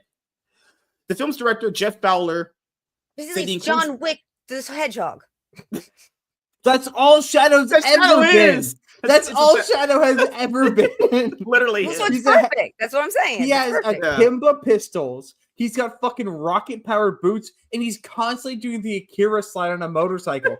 Why a hedgehog with rocket boots that let him run as fast as Sonic can run has a motorcycle is beyond me. Yeah, that's what I thought too. Wait, isn't he like even faster than Sonic? Why would they ever need motorcycle? I mean, I guess it just looks cool, I guess. No, he can teleport. That's what it looks like. It looks like he's faster. The film's director, Jeff Fowler, said the inclusion of Shadow brings a darker, more dangerous tone to the story. Edginess is maybe not the right word, but there was a new element tonally that just suddenly made the Sonic world feel a little more exciting, a little bit more dangerous. I think that's exactly what Shadow has done for this film. Fowler said in an interview with Entertainment Weekly, the box office predictions should be no surprise as the two previous films did well, and the Knuckles Paramount TV miniseries starring Idris Elba set records for the streamer with its debut episode garnering more than 4 million hours of viewing time. Both Mufasa and Sonic the Hedgehog 3 hit theaters December 20th. Yeah, Mufasa, you might want to take the week off and go to the next one because you're going to get actually stomped to the ground. Seriously. If Mufasa beats this movie opening weekend, I will actually like film a video of me eating a fucking banana the long way, sucking it off. Not kidding. Sonic 3 will have multiple post-credit scenes. So as people factor in, this is the third movie in the trilogy. Shadow kind of is their like big character they've been kind of building up for, as most people thought was going to be coming. The next characters, obviously, we haven't even got Amy yet. I don't think Amy's in this movie, or neither. People call her Rogue. I call her Rogue. She's Rouge, essentially. Something about Amy, real quick. Yes. There's a pretty reliable theory that Amy's going to be in a post-credit scene purely because of the black girl. I forgot her name. But in the first movie, she's wearing an outfit that matches both Knuckles and Tails' colors. In the second movie, she's constantly dressed in red and black. So she looks like Shadow. And in all the teasers we've seen to this point, she's wearing pink. Are you a conspiracy theorist? You know what's the difference between a conspiracy theory and truth, MSK? That's 6 months. Okay. I get it. And this is why you guys are clout chasing pieces of shit. I'm kidding. So we have... Give me that clout, bitch. We have White Sonic, there's Metal Sonic, there's Amy. There's a lot of more different directions the franchise can take. I think most people would like Shadow's my end-all be-all. He's a great character. I do like Shadow a lot. But there's way more story here, guys, of Sonic the Hedgehog. So, yeah, save for the post-credit scenes, as you should anyway. I remember when he was revealed at the end of the last movie, just the crowd went insane. They're like, oh my God, he's finally here. And dude, I was tweaking in the theater when he gets all the Chaos Emeralds. I'm like, yeah. When he stopped, Sonic was not a huge part of my childhood, but I was like, oh my God, he's got the golden form. He's punching the shit out of this. The graphics look insane inside of the mech. Like it's unironically such a good movie, and they would have to try and squander it at this point. I'll admit, like I said, I didn't play the games, but I did watch the cartoon a bit when I was younger, and I actually saw Sonic 2 because I love Idris Elba's voice, and I actually really loved the fucking movie. I thought it was so good. I've actually been kind of excited to see what happens next because I thought it was just so enjoyable. And I don't have any background with it really that makes me close to it in any way, shape, or form. Yeah, the only Sonic game I really played was Sonic Colors. To be. It's supposed to be that way, where like if you don't have any backstory or prior history, movies like this should be doing that. Take it step by step. Give you the main character Sonic. Next one you get Knuckles and Tails. The next one you get Shadow and certain backstory. I'm not going to say to spoil people. The next one you get Amy, and he's talking about if he's going to get Amy in the fourth one, will he be talking to fucking James Marsden character about having sex? He's like, how do you guys have sex? I'm pretty sure that's coming up. But they're children, MSK. They are children. Well, they're not. They're hedgehogs. Sonic is like a 14-year-old. No, he's not. Right he's now. Like 8. He's like old, technically. No. He was like 10 or 12 in the first movie. He aged up a little bit in the second movie. This is how you know people are nerds. We're debating on a fake hedgehog's age, essentially. Oh, God, I hate you. I hate you people. Well, hopefully they actually do this kind of mental aging up, because that way we can actually get Sonic and Amy as in a relationship, because that's what people want to see when we see them. And realistically, the fourth movie would be bringing in the other mystical creatures. So we'll get the crocodiles, we'll get Blaze, we'll get that purple thing. I don't even know what species she is. We'll get there's Jet. Eventually, that could be in it, but that's more a different game. It's like Sonic Riders, which is it's different. I know you're talking about the crocodile guy, the people that do the bounties. They do the whole like Well, Sonic the girl in Sonic Riders was in other games before Sonic Riders. True. But you can bring in all the. So I assume Sonic 4 will be less human focused. Do you think Rouge's tits will be censored? Those ones are usually pretty big. I think people will be outraged if her tits are censored. I think they're going to give her a respectable size. Oh, that's what they're going to do. Oh, God. Now you sound like Tiny. Now you sound like Tiny. Okay, Tiny. No. Okay, no, hear me out. So can one of you guys pull up an image so I can understand what you're talking about? Oh. You do a quick MSK while I give my thoughts on this. So, in my opinion, what they're going to do with Rouge is because it's a kids' movie and it's going to have a lot of families who are watching it, they're probably not going to want to go all in on it. They're probably going to, but they're not going to do what like that most recent Sonic game did. They'll probably just like reduce the size to the point where they're there, but it's not so aggressive. So she's a bat? Yes. Cool. She's basically this universe's Catwoman. Yeah. So she's got like that sleuth. She's a thief. She's a seductive. You know, she hits on Sonic all the time. Yeah. She's mostly kind of always sometimes playing around sexual tension with Knuckles. People like to pair them together. In the recent Shadows Sonic Generations game, they kind of censored her tits. I mean, you can't censor my baby like that. Look, I don't need her. I don't need a bat in a kid's movie to have big tits. Why can't you let me have my fun? No, I didn't. Okay, but I also oppose censoring it because I just oppose censorship in general. In reality, they should go for a middle ground, one where Rose keeps her original costume, but isn't enough to the point that she's going to make parents uncomfortable. Tiny, I don't have boobs a lot like you do. What's a respectable woman's size of boobs? For a children's movie? I don't know.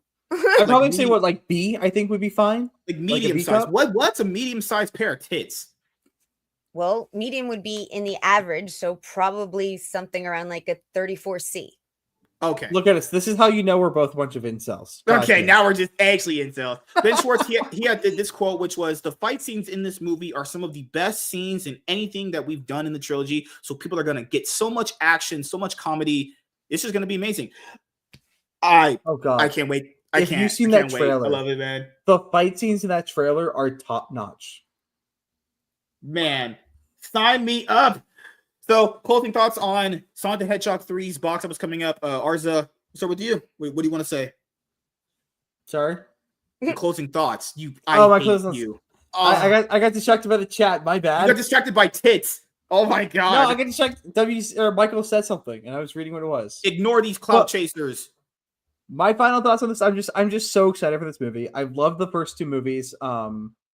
Eventually, I gotta get them on Blu-ray just because they're legitimately excellent movies. Everybody involved is doing a great job. I went out and I watched other Jim Carrey movies just because I really like his performance in this. Watch the Truman Show. You'll really I have. It's such a good movie. It's a great movie. One of the best movies I've ever seen. But they're doing everything right. I kind of wish they would do Sonic Underground instead of the other Sonic, just because Sonic Underground is excellent. But just the theme. Just give me the theme song. That's all I want is the theme song from Sonic Underground. But I'm looking forward to it. I'm probably going to go like opening weekend because I'm going opening week. Yeah, that is a day one watch. Yeah, I'll probably do a review on my channel for it. Who knows? Who knows? I may leave that link in the description box, but I might do that. You know, for the goodness of my heart. Tiny, what about you? Well, I don't really know about the history and the lore and stuff, but you guys seem to think it looks really good for those things. So I think it ought to do very well at the box office. If both fans and not fans can enjoy it, that's all you really need. And give her some Idris Elba love, because good lord, his dude has the nicest voice. So, my closing thoughts on this, I've told people this before. This is just, I guess, what was rumored. The reason why they can't use the music that classic Sonic games have is because apparently it costs a lot of money. The soundtrack people have in movies, they're a lot of money, guys. So hopefully this time around, they can actually have classic Sonic music from a lot of the great video games that people know and love. That would be just the icing on the cake, getting the Sonic Adventure Battle 2 so some of the songs played. But as for me, no, the trailers look great. Hopefully the movie does well opening weekend. I mean, it should. I mean, Mufasa is going to be definitely getting shitted on. Hopefully. And what else is there to compete with it? You got Nosferatu, Kraven the Hunter. Go and see. But it's not the same. It's not the same fans that are going to be going to those two things, generally speaking. Yeah. All the fans are going to wait and watch Sonic. Nosferatu. Sonic is going to whore all the fans to itself. But thank you guys for checking out this video. If you guys are returning viewers or new viewers, then please consider subscribing to the channel if you have not already. Leave a like on this video if you enjoyed it and comment down below. Also, make sure you guys hit the notification bell. That way you guys can get notified on whenever I upload a brand new video or go live. I'm MSK, aka Master Swag King. We're going to sign out, guys. See you guys later. Peace. Wow, you guys did pretty good on that one. Except Tiny. So it means me and Arza. There you go. Fist bump. Yep, fist bump, bro. Did you just ignore everything I just said? Yes. How could I have fist bumped you? Your fist wasn't anywhere near me. You're supposed to go this way, and your other Tiny, please help this man. If you switched our positions, it would have made sense. But you're trying to do it at an angle. Like it's out here. How am I gonna fist bump you? I'd have to go like that, and you would have to go like just. Oh, I hate. I have to go switch Arza in my position, and then you can do it. Oh, if you wanted to fist bump, you'd have to go like that. I truly hate both of you. Why? You were fist bumping. Fuck Tiny, off. Okay, no, you were fist bumping Tiny. Fuck off. Literally, just fuck off. Actually, go to hell, you piece of shit. I'm just kidding. Well, really like that. According to Jonathan Trent, I will be. So. Oh God, Tiny's like thirst trapping me with her big tits. Good Lord, man. Half the time you say that I don't have any tits, and now you're saying I'm thirst trapping you with my big tits. Will you just make up your mind? Sometimes you push them up and they look better. You've got Schrodinger's tits. Schrodinger's tits. Like, sometimes you push them up and I'm like, whoa, those are pretty good. And sometimes you let them down and you're like, dang it. Pick what you're gonna do for me, please. I'm shocked we moved on from Rogue, honestly. God. Let's see. The next one's not that. Let me see where I can get it right now. Do you guys want to make love to me? No. Oh. Yeah, I don't think you'd be clean. I take showers every day, sir. That's not the area I'm talking about being clean. I make sure I have no dick cheese if you're making that distinction. No. I figure you're too young for that. Have you ever been on a liquid diet? Are you saying I have dick cheese? No, okay. Going right over your head. Here's the thing, MSK. A lot of gay people, if they're expecting to get it on, the bottom will be on a liquid diet so that it's clean on the inside. Oh, you're talking about cleaning out my asshole. Yes. Why did you just say that? Why did you just say? What is wrong with you, you fucking freak? Because I'm trying to play nice with the YouTube censors. He's trying to protect your channel more than you are. Also, it sounds funnier when you skirt around it. So there's that too. Give me 1 second. I'm almost done. He enjoys playing with the euphemisms. So it's because for some reason I can't ever seem to sync my YouTube with StreamYard. It just won't let me. I always have the stream pulled up and just paused. I look so miserable on this tab. Well, you look like you're kind of like in a dark cave or something. I don't like the light, so I have the lights off. But I have these lights on that you can't see them. But you see your face and everything else is blackness. It's not gonna go over well. Yeah, Tiny didn't even turn her camera on anymore. God also, damn. I'm wearing a black hoodie, so like my arms just disappear except for a little bit of gold. I mean, I can turn my light on.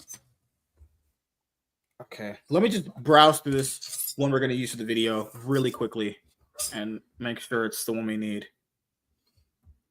And then I have some of these. Let's see if I can get one visible. I have like these just because they keep my face from getting washed out. Okay, that's not bad. Nice. I wanted them back there to like put some light on my wall, but they ended up being really shit and not bright enough. So I set them out here. They're set to orange to negate any blue light on my face because blue light just makes you look. Yeah, makes you look dead. Yeah. Oh my God. Only one that over exaggerates my beard color. Okay. Not not a real something, comic not something I ever had to think about.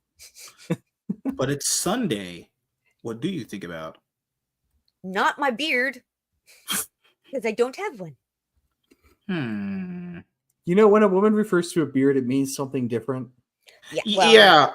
All right. If just hypothetically speaking, do you shave? I'm not having this conversation with you. You said we were a family. I thought family has these conversations. No, family does not have that No, family conversation. does not have those conversations. Certain ones do. No, unless you live in Alabama with freaking geeks and gamers, you don't have that discussion. Look, you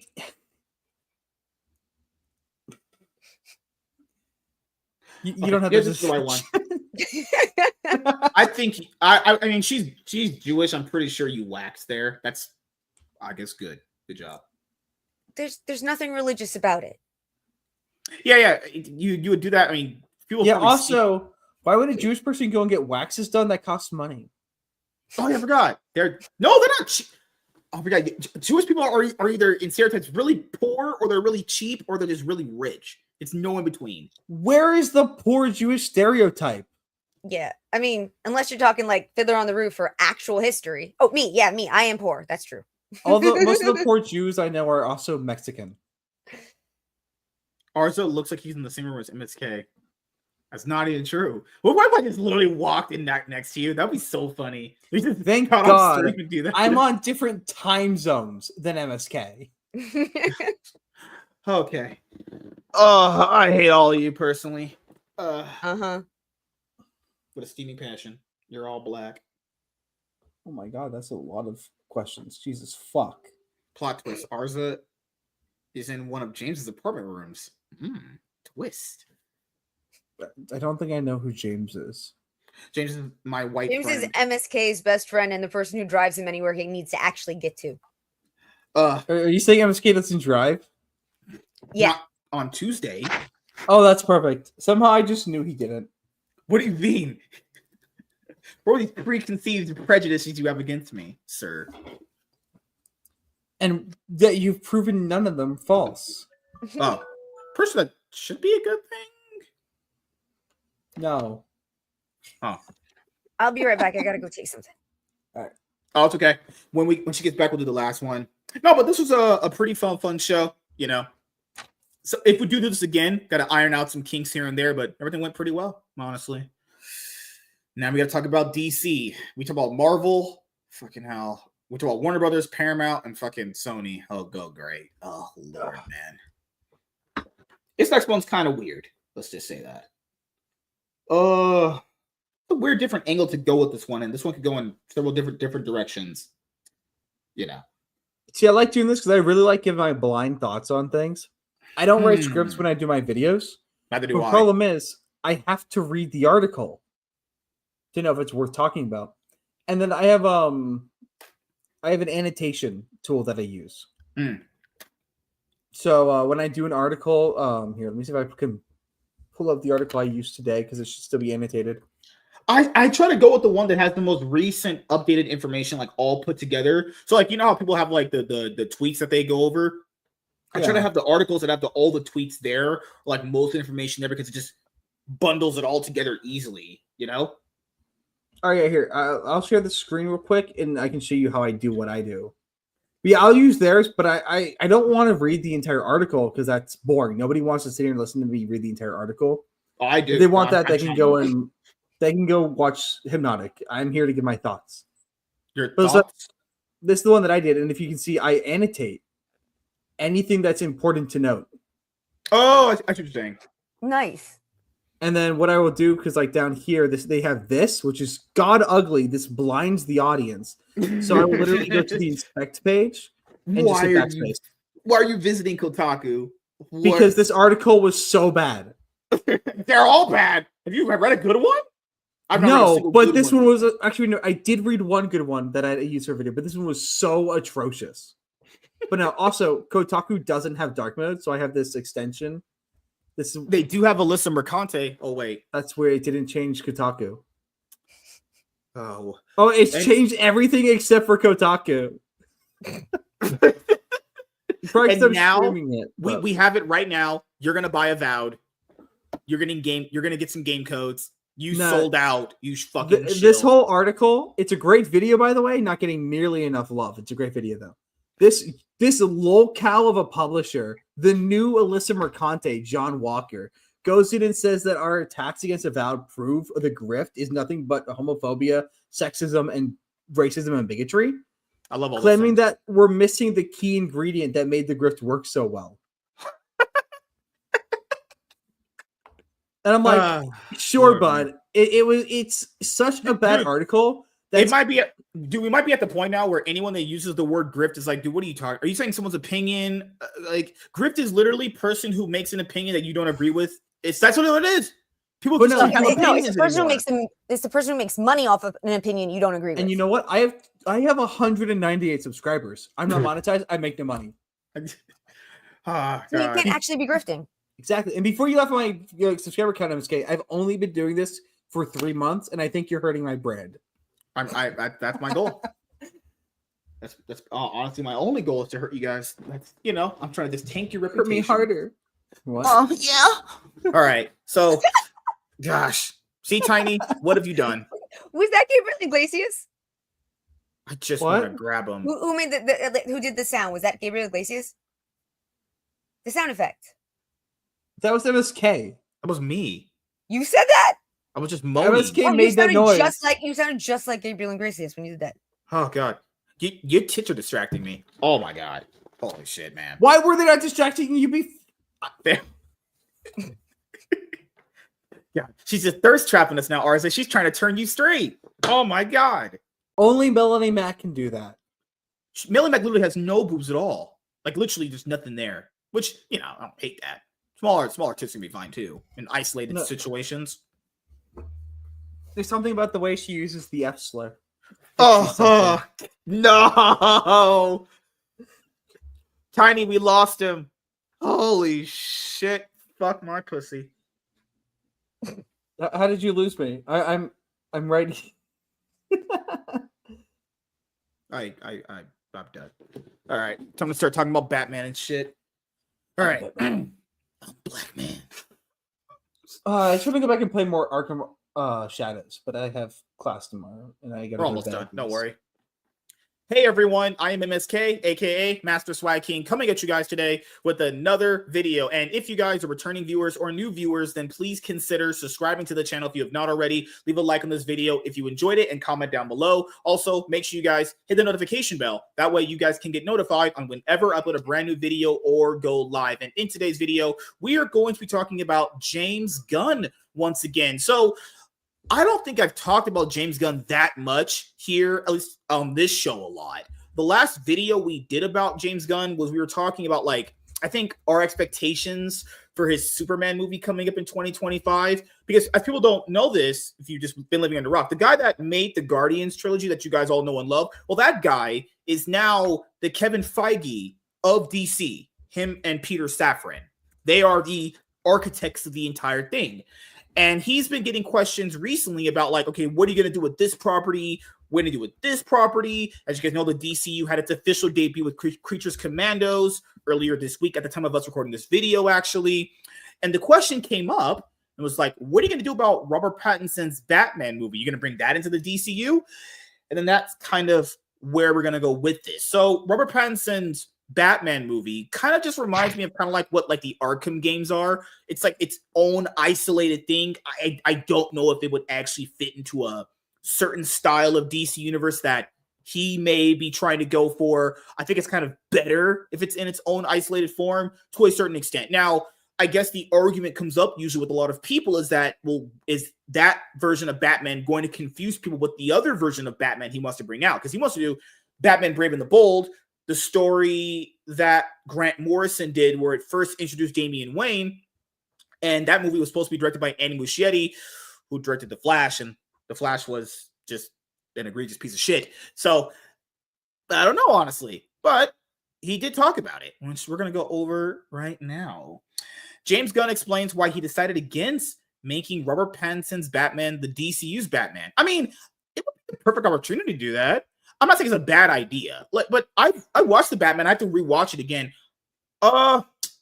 On the second rewatch, I think I'll have a more full opinion of it, because the first time I watched it, I was like, okay, looks pretty good, sounds pretty good, and I didn't like some of the decisions made with the movie, actually, Robert Pattinson could have been the DCU's Batman. DC Studios co-CEO James Gunn recently confirmed that he contemplated bringing Pattinson to life in the DCU, but explained why he ultimately decided against it during a conversation with Josh Horowitz on the Happy, Sad, Confused podcast. Good Lord, what a name. What an actual name for a podcast. Holy shit. Tiny, do you run that? Happy, Sad, and Confused? No. Oh. You could have. It doesn't have enough anger in it for me. So happy, anger, and confused, right? There you go. Gunn appeared on Happy, Sad, Confused to promote the first entry in the DCU, Creature Commandos, where he discussed not only the adult animated series, but a wide range of projects that are currently in development at DC Studios, such as The Batman Part 2. After being asked by Horowitz if he ever thought about making Matt Reeves' The Batman Epic Crime Saga part of the DCU, Gunn, with a smile, said, "I've contemplated it. Yeah, I contemplate everything. I talk about everything." However, Gunn explained why he ultimately decided against the casting decision, believing that one of DC's strengths is its ability not to shy away from showing radically different versions of its popular superheroes. "I'm committed to both telling stories in the DCU and telling Elseworld stories. I want the freedom to tell Elseworld stories," Gunn stated. "We want to be able to tell a story about Superman that's different, a Red Sun story, whatever. We want to be able to play with these characters in different ways. I think that's part of the fun of DC." I guess you can do that. It just depends on, like, is everyone going to gravitate to every single version of those characters? And keep in mind, people don't know, DC's box offices have been pretty bad. So before any of that ever happens, starting off a solid foundation is good, But I'll ask you guys, what do you guys think? The groundwork already exists for every single thing DC needs to do in movies. It's existed for years. It's the DC animated movie universe. And I also do wholeheartedly believe that there is perfectly space, and you can make the audience understand the concept of an Elseworld. You know how you do it? Yeah. A 1-minute introduction in the beginning. Yep. In another world, separate from the one you've come to know. And you literally do a zoom out and you show the multiverse, and you have the camera pan to another Earth and goes, on Earth, yada, yada, yada. You name the Earths so these people understand that it's a different continuity. Yeah. And that way you can name the same continuities, the same Earths. And that way you can build separate continuities if you so desire to. Mm-hmm. Because people really believe, because the studios, we've heard many of them talk about audience confusion, this or that. Well, yeah, having different versions of these characters would confuse people to some degree, I'd imagine. But it's literally like, as you said, if it's going to be an Elseworld stories, I think he mentioned this a long time ago when he first got running DC, he's going to just make it DC Black Label. Yeah, that's all you got to do. Just literally call it, for the intro, DC Black Label.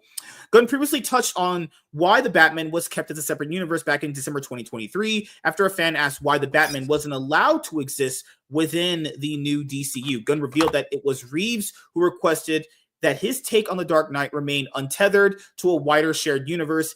"It's not an allowed thing. It's Matt's choice, and we respect that," Gunn responded at the time. Based on Gunn's new comments, it's very likely that Robert Pattinson could have been the DCU's Batman had Reeves been open to the idea. Instead, the superhero will remain part of the Elseworld branding, with the next installment in the Batman Epic Crime Saga set to hit theaters in 2026. Now, I'll be honest here, for the Batman 2, I've not really heard nothing much about it other than, hey, we're working on a script.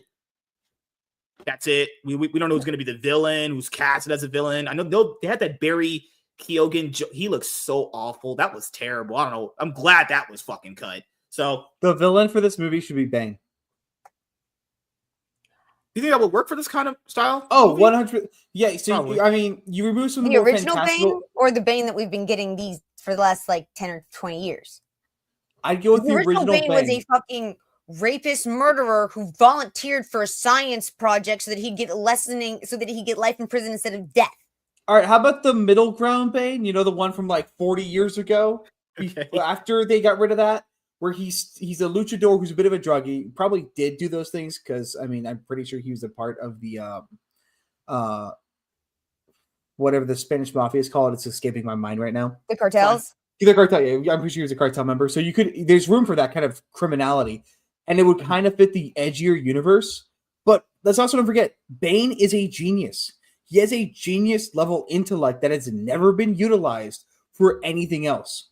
So not only is Bane someone who exceeds the original Bane was definitely not a genius. Oh, and to add to your point, he's also a physical match for Batman too. Well, he exceeds Batman's strength. Mm-hmm. Batman exceeds Bane's intellect, but they challenge each other. Yeah. Bane knows who Batman's at, but Bane figures out Batman's secret identity. A lot. So do that. Yeah. Well, I actually want to go back to something that Arza, you mentioned kind of just as a throwaway, which is as bad as almost every DC fucking movie has been, live action movie has been, somehow at the same time, the animated universe, the animated movies have been pretty fucking good. I mean, not necessarily perfect, but fucking worlds beyond what we get in the theaters with the live action shit. Yeah. Why can't they either put those in the theaters just as adult animation or follow the same fucking script? Look, how is it so much harder to make a live action than to make an animated when they're both supposed to be following the same fucking storyboards, the comics? He said that they're going to be utilizing everything. He said they're going to be utilizing movies, TV, animation. That's why the whole all the universes from the animated series that we watched all the years all collapsed with the Crest on Infinite Earths event that they did. So hopefully he utilizes animation because that's always been my thing too. I could care less if Robert Pattinson's Batman existed in that universe. Why doesn't hopefully he does this, utilize DC's biggest strength, animation department. Now, some of the more recent fairings, I don't think are good at all, but they've had a lot more hits than misses most of the time. Their version of Flashpoint was actually fucking Flashpoint, at least. Okay, but their version of Injustice is one of the worst movies I've ever seen. Which one was that? They did an Injustice, Gods Among Us. I didn't see that. The animated one. Okay, it was terrible. Yeah. So what they did is they took the Injustice Gods Among Us comic line spans almost 6 years. They compressed that all into an hour-long movie.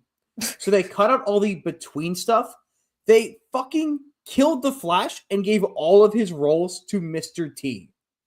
Wow. There's a scene, my favorite scene in comic books ever, and I hate that Tom Taylor wrote it because fuck that guy. But there's a scene where the Flash and Superman debate gun control while playing chess, and Superman walks up to Flash and says, "Do you know how to play chess?"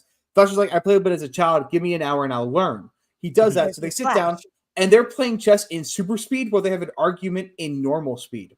And every single time that Superman makes so Superman's like, I want to get rid of guns, checkmate. Flash is like, okay, and then he's pausing and says, smoking, checkmate. And Superman's what? Well, smoking kills so many more people than guns. It's an excellent scene, and they removed all of that to give it to Mr. T, and instead of checkmate, it's just normal check. I'll just say right now, with the whole animation thing he wants to do, please make sure if you're making a DC animated movie, we've not been getting the recent ones. I know most people think about the past ones, and they are really good. The recent ones they released are not good, and they need to really iron out who's working on them. Also, Robert Pattinson's Batman, from his first movie, how would I say this? I didn't like the Riddler. That wasn't the Riddler to me. Andy Serkis sucked his Alfred, so that was a terrible Alfred. I guess who was James Gordon? It was Jeffrey Wright. Ray swapped. I guess he kind of pulled out as best he could, but it's like, I think we should just stay away from that. Now, the other one he wants to do, this is Raven the Bold, which is Grant Morrison's run I have over there. I would like the idea more if Andy Muschietti wasn't directing it. You mean the guy that completely, I don't know how much involved he was writing the movie, because I know that was Christina Hodson who wrote Birds of Prey. Let's no. Okay. I literally don't even like it being called that, because they just destroyed every single character of an entire team that I loved as a teenage girl. How do you ruin Black Canary like that? How do you fuck up Helena Bertinelli? Fucking Huntress. Well, you don't like little homeless Antifa girl? Yeah, it's the thing about picking the choices he has. You know, let's not forget the Brave and the Bold they want to do is going to star Damian Wayne. How are they going to do the story? Remember, I know it's been kind of weirdly retconned in weird different ways throughout the year. In that run, Talia kind of does some inappropriate things to Bruce to make sure that Talia straight up grapes Batman. Yeah, Talia that's his ass.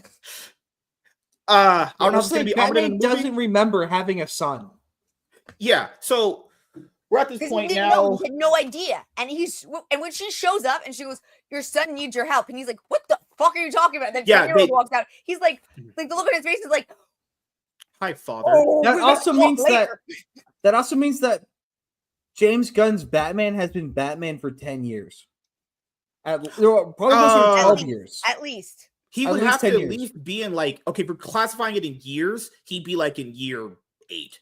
9. Well, no, because Damian is 10 years old when he's introduced. And Talia doesn't get with Bruce until he's already been Batman for a while, and roughly about a decade plus, right? To become the heir. Whew, we got a lot. Are we going to show Damian's training? Are we going to see the 4-year-old forced to climb an icy mountain? Are we going to see see that? That'd be probably pretty fucking base. Actually, no, that would be really cool to have a training montage with Damian Wayne. All right, that's their cool as shit. So I'll ask you guys your final thoughts on this. Arzo, we'll start with you. You like the idea of Pattinson not existing in whatever DCU that James Gunn's gonna put together? There's a role for Robert Pattinson's Batman. The really grounded, edgy crime drama. It's not a movie. It's a TV show. Yeah. You make that as a Nerdrotic is right. You make that as a TV show. You focus exclusively on the more intellectual, more grounded, more gritty. Sadly, no Mr. Freeze, no Joker. If you want to do a Joker-like character, you get Trickster, and that's it. No Joker, no Mad Hatter, none of the really crazy ones, but you focus on the grounded ones. You give us an actual Catwoman plotline, and you can make a really good TV show. And then James Gunn's, that Batman should be a year 0 or year 1 Batman. Yeah. Yeah. I guess he's taking it from the animated series approach, not animated series. Well, yeah, I mean, I think you could have that approach too. It's like the animated movies. You know, some of the animated movies didn't even have origin stories. They just kind of threw you in there and just made a good story. We don't need it. We don't need it. We know Batman's origin story. You could literally just do what the animated movies did. Most of them did not have origin stories. You just wrote a good movie and just had them in it. That's it. It doesn't always have to be a thing. Tiny, what are your thoughts? Do you think it was a good idea not to put Pattinson in the DCU James Gunn's going to be making? I'm one of the few people who doesn't really think that James Gunn's DCU universe is going to work. Personally, I was more excited for Superman before the costume reveal and then the crypto shit. I don't actually have high hopes for it personally, so I don't really care. And I didn't have a big love for Pattinson, so I don't really care where it goes. Well, I never asked your opinion. Did you like his Batman movie? I didn't see it. I went in, I saw part of it, and I had a pain spike so bad I had to leave the theater. So I never saw the fucking movie. I think people really overrate it. I don't think it's as good as either Batman Begins or The Dark Knight. It's not even close to those levels. Not even close. I don't think it's a bad movie. I think if I were to give it, I don't give movie ratings anymore. But if I were to rate it, I would probably give it like a 7 out of 10. Probably somewhere around there. It's enjoyable. It's a slow burn, but it's not. I think it's a bad movie. I think it just gets wildly overrated by a lot of people. So my closing thoughts on this. I'll be honest. I think it's a good idea. I don't think that Batman kind of fits in what he's going to be doing, especially if you're going to be doing the Grant Morrison Batman run that he's going to be doing with Andy Muschietti. I just wish he wouldn't have hired Andy Muschietti, the person that completely destroyed who the Flash was. Good God. And Christina Hodson. Why is she involved in any of this? Why? Tom King, people said, you know what? Tom King has written stuff people do kind of like on some degree. Not the Batman stuff, but some stuff he's written over the years. Just Injustice, that's all. You know? That's Tom Taylor. You're right. Sorry, my bad. So we're digging in the trash can here for good writers. But yeah, guys, I mean, I have hope for what he's going to do. I hope Superman's good. That's all I can really say. Superman's good. We can start building these slow steps with DC. Well, it should all be slow steps, you know? So the whole crypto thing doesn't upset either of you or make you think less of the upcoming movie? Oh, no. It upsets me. Crypto should be a lab.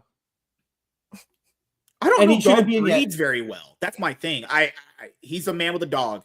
I like it. Crypto should be a dog who's, when standing up, I will should agree with you guys probably on be this like point. 5 I'll say feet this. tall. They could have just did it the way the Sonic movies if did. they had crypto like they did from Young Justice, where Connor ends up with crypto instead of Soups, and that crypto is like fucking almost as big as Connor is. Good lord, Okay, man. I can. No, follow okay, that. you're I right. can You're right. follow that. I remember Crypto Crypto should the be a Super Great Dog growing Pyrenees.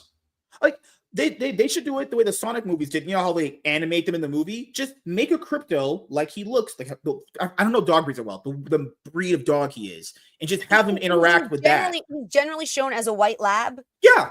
or a white wolf, one or the other. Yeah, just animate that. Like literally, that's what you would use your CGI on, animating that. Like James Gunn has to think he rescued the little guy. I was like, okay, that's kind of cute. It's such a sweet story, and I'm glad that it happened to him. But the fact that he then was inspired to change the Superman storyline because of the dog kind of makes me be like, oh, okay. Tiny, let the man have his love with his dog. You love your cat who doesn't sometimes love but you the way back. you do that, then you give us crypto in the end credit scene. Okay, it's a dog. That's what you do. It's a dog. Because crypto doesn't arrive to Earth until years after Superman settled. So if I get it, James Gunn loves his dog. I love my cat. I love my childhood dog. I would gladly put them in a movie. But I'm not going to change the story to affirm my love for the animal, especially to such a large degree. Like, I love three-legged cats. I'm not going to cut a cat's leg off and put it in my movie just so I can have my cat represented. All right, okay, Michael Myers, settle down. Okay. I just said I'm not going to do that. So, yeah, we'll see what the future of DC holds after Creature Commandos and Superman. And so far, I have not heard good things about Creature Commandos. Oh, it looks so bad. It looks worse than Harley Quinn. Oh, that sucks to hear. Well, thank you guys for checking out this video. If you guys are returning viewers or new viewers, then please consider subscribing to the channel if you have not already. Leave a like on this video if you enjoyed it and comment down below. Also, make sure you guys hit the notification bell. That way you guys can get notified on whenever I upload a brand new video or go live. I'm MSK, aka Master Swag King. We're going to sign out, guys. See you guys later. Peace. Oh, we knocked out some 3 bangers tonight. You guys are good. Like, finally, I got some good out of you guys. Holy shit. I want to say a couple of people said hi to me and said other nice things to me in the chat, and I was not paying attention to the chat so much. So I'm sorry. I'm not actually meaning to ignore any of you. I'm glad you brought that up. So people don't know this. It's rare. I very rarely add a comment to the video because the reason why I don't do it, because you know how sometimes we can go like, not like off tangent, but it ties back into what we're talking about. If I bring up a person's comment in the chat, it'll just go off in tangents, as I learned way in the past when trying to do this. So I don't do it. It's nothing against anybody. No one did anything. But if you bring up a comment, unless it directly like correlates to what we're talking about, I don't bring it up. It's just there's only if you guys like this kind of content and you like my commentary, that's all I do on my channel. And I cover topics MSK doesn't cover. So I'm not competing with him. You can't compete. You're like an ant to me at this point, like a little kid. Mm-hmm. Whose side are you on? I just carried those last 3 videos. What are you talking about? Tiny, that was me. I did that. Tiny was sitting there just looking kind of pretty. Damn it. But that's what I have girls here for. Michael said he has me on his 12th monitor. Also, I just ordered this, which I'm pretty hyped about. Okay, so you guys know I have to get some of this stuff done. Do we go for Tuesday to knock out 3 more? That's if she's okay. Are you gonna be okay Tuesday? I think actually I'm supposed to do something Tuesday. Okay. No, Tuesday I'm taking my neighbor to see my neighbor at the theaters. One more thing. I have Gray and Darnell Tuesday. No, I need to order Gray all Tuesday. of those. I might be able to do Tuesday. It depends. I don't know what I'm doing that day. I'll have to see. We might be able to have Gray and Darnell Tuesday. Maybe. Or maybe no, Savage Chat should be better Tuesday. But let's say like next Sunday, we could try not knocking out more if we need to. Is that potentially possible? As long as they're topics that I actually know something about. I mean, like, what did you say? I talked to the first and second, but I didn't know shit about Sonic. What do you mean you didn't know? Well, what did you say for the what day, MSK? No, just next Sunday. Yeah, next Sunday. Did I not throw you guys the topics in advance? No, you forgot to send them. Oh shit! I actually kind of I was waiting for them. I'm not gonna lie. I literally planned on doing it and I just passed out. Yeah. And Tiny was like, "Oh my god, send them topics," and I was like, "Lady, send me your love." I don't get none of that. It's so hard. But unless it's like certain sports, I'll talk about pretty much anything. I'm a very I can literally talk about individual. anything. Yeah, that's why I didn't have video game topics. And I know she wouldn't have known them. Yeah, I mean, I can talk about almost all geek culture except gaming. You talked about And horror movies. I don't do horror movies. Horror movies. God, she does D&D, which is what nerdy losers talk about, but she doesn't do gaming. No, I understand not wanting to game because gaming takes a lot of attention and it takes a lot of fine motor skills that are very difficult for people who didn't develop them in a critical period. Drop her a Switch. And also, it was more along the lines of my family didn't have a lot of money, and I was told I could get a gaming system or a computer, and I chose a computer. And then at that time, as MSK likes to say, back in the dark ages, we didn't actually have a lot of games that were all that great on the computer. Well, if you want to ease into it, Tiny, Epic Games, for the entire month of December, they gave away a free game every day. Oh, okay. Maybe I'll check it out. I forgot. Oh, crap. I meant to claim one of them. Damn it, I missed the Skywalker Lego Saga. Fuck. Yeah, I'll just have to go through my notes and see who's going to be the best people to have on. I mean, next time we probably can do it. Wait. Oh, do you know? Okay. I know Tiny knows about anime, so that's going to be easy. Mm-hmm. How much anime do you know? I think he's talking to you, Arza. Oh, sorry. I watch a good amount of anime, but I'm not like a weeb. No, that's fine. Do you know My Hero Academia and Naruto? Oh, I love Naruto. Okay, good. We'll do Naruto. We'll do the Naruto live action topic next week then. All right, but for those of you who do not know, currently you have 3 hours to claim it. Lego Star Wars: The Skywalker Saga, a $50 game, is free on Epic Games. Yeah. Did you just download it, or how do you download Epic Games Launcher? You create an account, and then you scroll down a little bit to free game, and it's right there. It's just they have 2 free games right now. Usually, it's 1 free game a week. I knocked out, but sometimes it's 2. Oh, okay. We did Kraven the Hunter. We did Sonic 3. Oh my god, you guys are awesome! I got 3 things knocked out. That's what I have you guys here for, clout, and to use you guys for free labor. I pay you guys well in your contracts. He mentions these contracts all the time. They do not exist. I wish you would play along with the joke. I lied. You have 3 days to get Skywalker Saga. Not 3 hours, 3 days. Oh, there you go. Oh my god. Tiny, the contract doesn't exist. I made it up. Like all my sex stories. We knew that. We knew all of that statement. Oh shit. Did I just expose myself out of context? No, everyone already knew that context. You didn't expose a thing. So you're saying I was bullshitting and you knew I was lying, but you were just fucking with me. Yep. Oh. That's what he means. We were being nice-ish. Oh. As nice as we could be. Sex literally isn't even that hard to get. I could call a girl over right now and she'd probably ride my face. But I respect women. Yes, but then your face would end up looking like the Joker's. Probably not. Okay, is she like squirting Ace chemical acid? Let's just say you probably have enough yeast to make bread. That's disgusting. That's actually disgusting. You need to be in prison, sir. I forgot, Tiny doesn't have sex. So, just like me. We're both in the same boat at this point now. So, I'm going to buy more monitors just so I can put MSK on the 40th monitor. See, Tiny, that's what you made him do. You made him put me on a further I made monitor. him do something about Michael, you. No. Can you send me your setup if you have 17 monitors? I just want to know what that looks like. My battery's about to die, so if I disappear, sorry. Oh, fine, we're done anyway. We're gonna do outros and we're done. So, we'll start with Tiny first, then, just in case. So, ladies first. What do you have planned coming up? Well, I am generally here on Wednesdays and Saturdays, not Sundays. But this coming Wednesday, I have the chance to try a free pole dancing exercise class for the disabled. So I'm going to go check that out. I won't be here on Wednesday. I'm going to be doing that. You're leaving me to go shake your... No, it is You're not disabled. Exercise for the disabled. It's You're hilarious. not disabled. Yes, I am, dumbass. Your legs can move. What are you talking about? You can walk. I am permanently disabled. Just because I can walk a few feet or stand for 10 minutes does not mean I'm not disabled. You see, MSK doesn't think you're disabled because you're less disabled than he is. Oh, you're like permanently disabled means you can't. Whatever. I remember when I was wrong with you.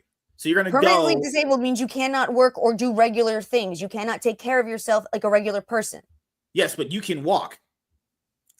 Yes, for a few feet.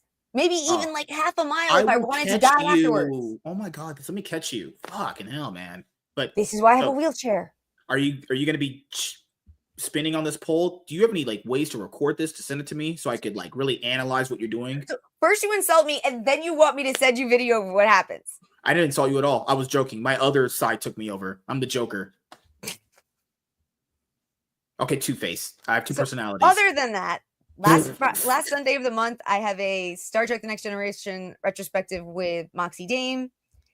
At some point, we are trying to get Devil's Angels back together so we can watch some movies, but Holiday's been making that kind of crazy. So we'll probably be back in January, every other Monday. Awesome. And I'm pretty sure. Oh, I'm going to be on with Sammy 3 and Leon next week. Did I say you could go to other men's streams? I'm on with Soul Society in January. She's just going to other men's streams, even though I told her she couldn't. You ain't loyal. Wow, Tiny the Floozy. Wow. No, but I hope you record your pole dancing so you could show us.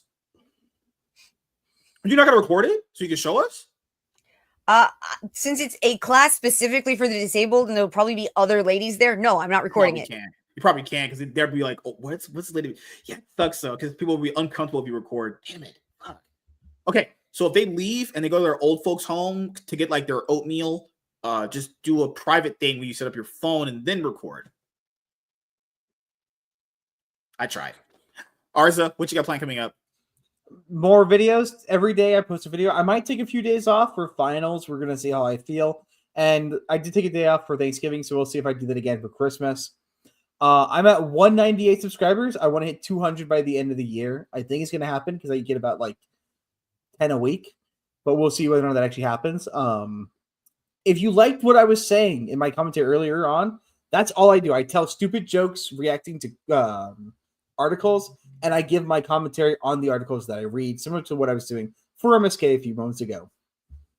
If you don't like it, well, fuck off. I guess. Yeah. If you don't like it, then fuck off, eat my ass. And something like that. As far as I'm aware, I'm going to be back here tomorrow with MSK again. Yeah. Is that still happening? Yeah, we have a guest tomorrow, so we can't even do topics tomorrow. We'll probably just be doing guy talk tomorrow. Hopefully Tuesday I can get 3 more topics done with Savage Dad if he feels better.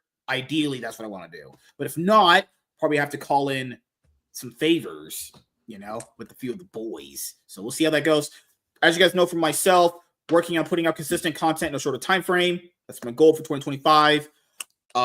Putting out episodes of the Iron Man podcast on the podcast platform. I'm going to get that done. And then putting out the episodes of this show on the podcast platforms. But yeah, hopefully Savage Dad feels better. He was sick tonight. He would have did the show with me, so it's fine. But we had fun here, quality content. And since he's gone, no, Kraven the Hunter is going to absolutely suck donkey balls. But, during videos, you got to be a little objective sometimes. People like that. But no, I think it's going to be literally donkey balls. Balls of trash, shit. They put 8 minutes out. That's desperate. That's literally what people do when they're desperate. Hey, no, it's not as trash as the other ones we made. Please come support us. No, that's going to be a steaming pile of horse shit. So, make sure you guys, wish you guys in my butthole. I'm kidding. I'm entertaining.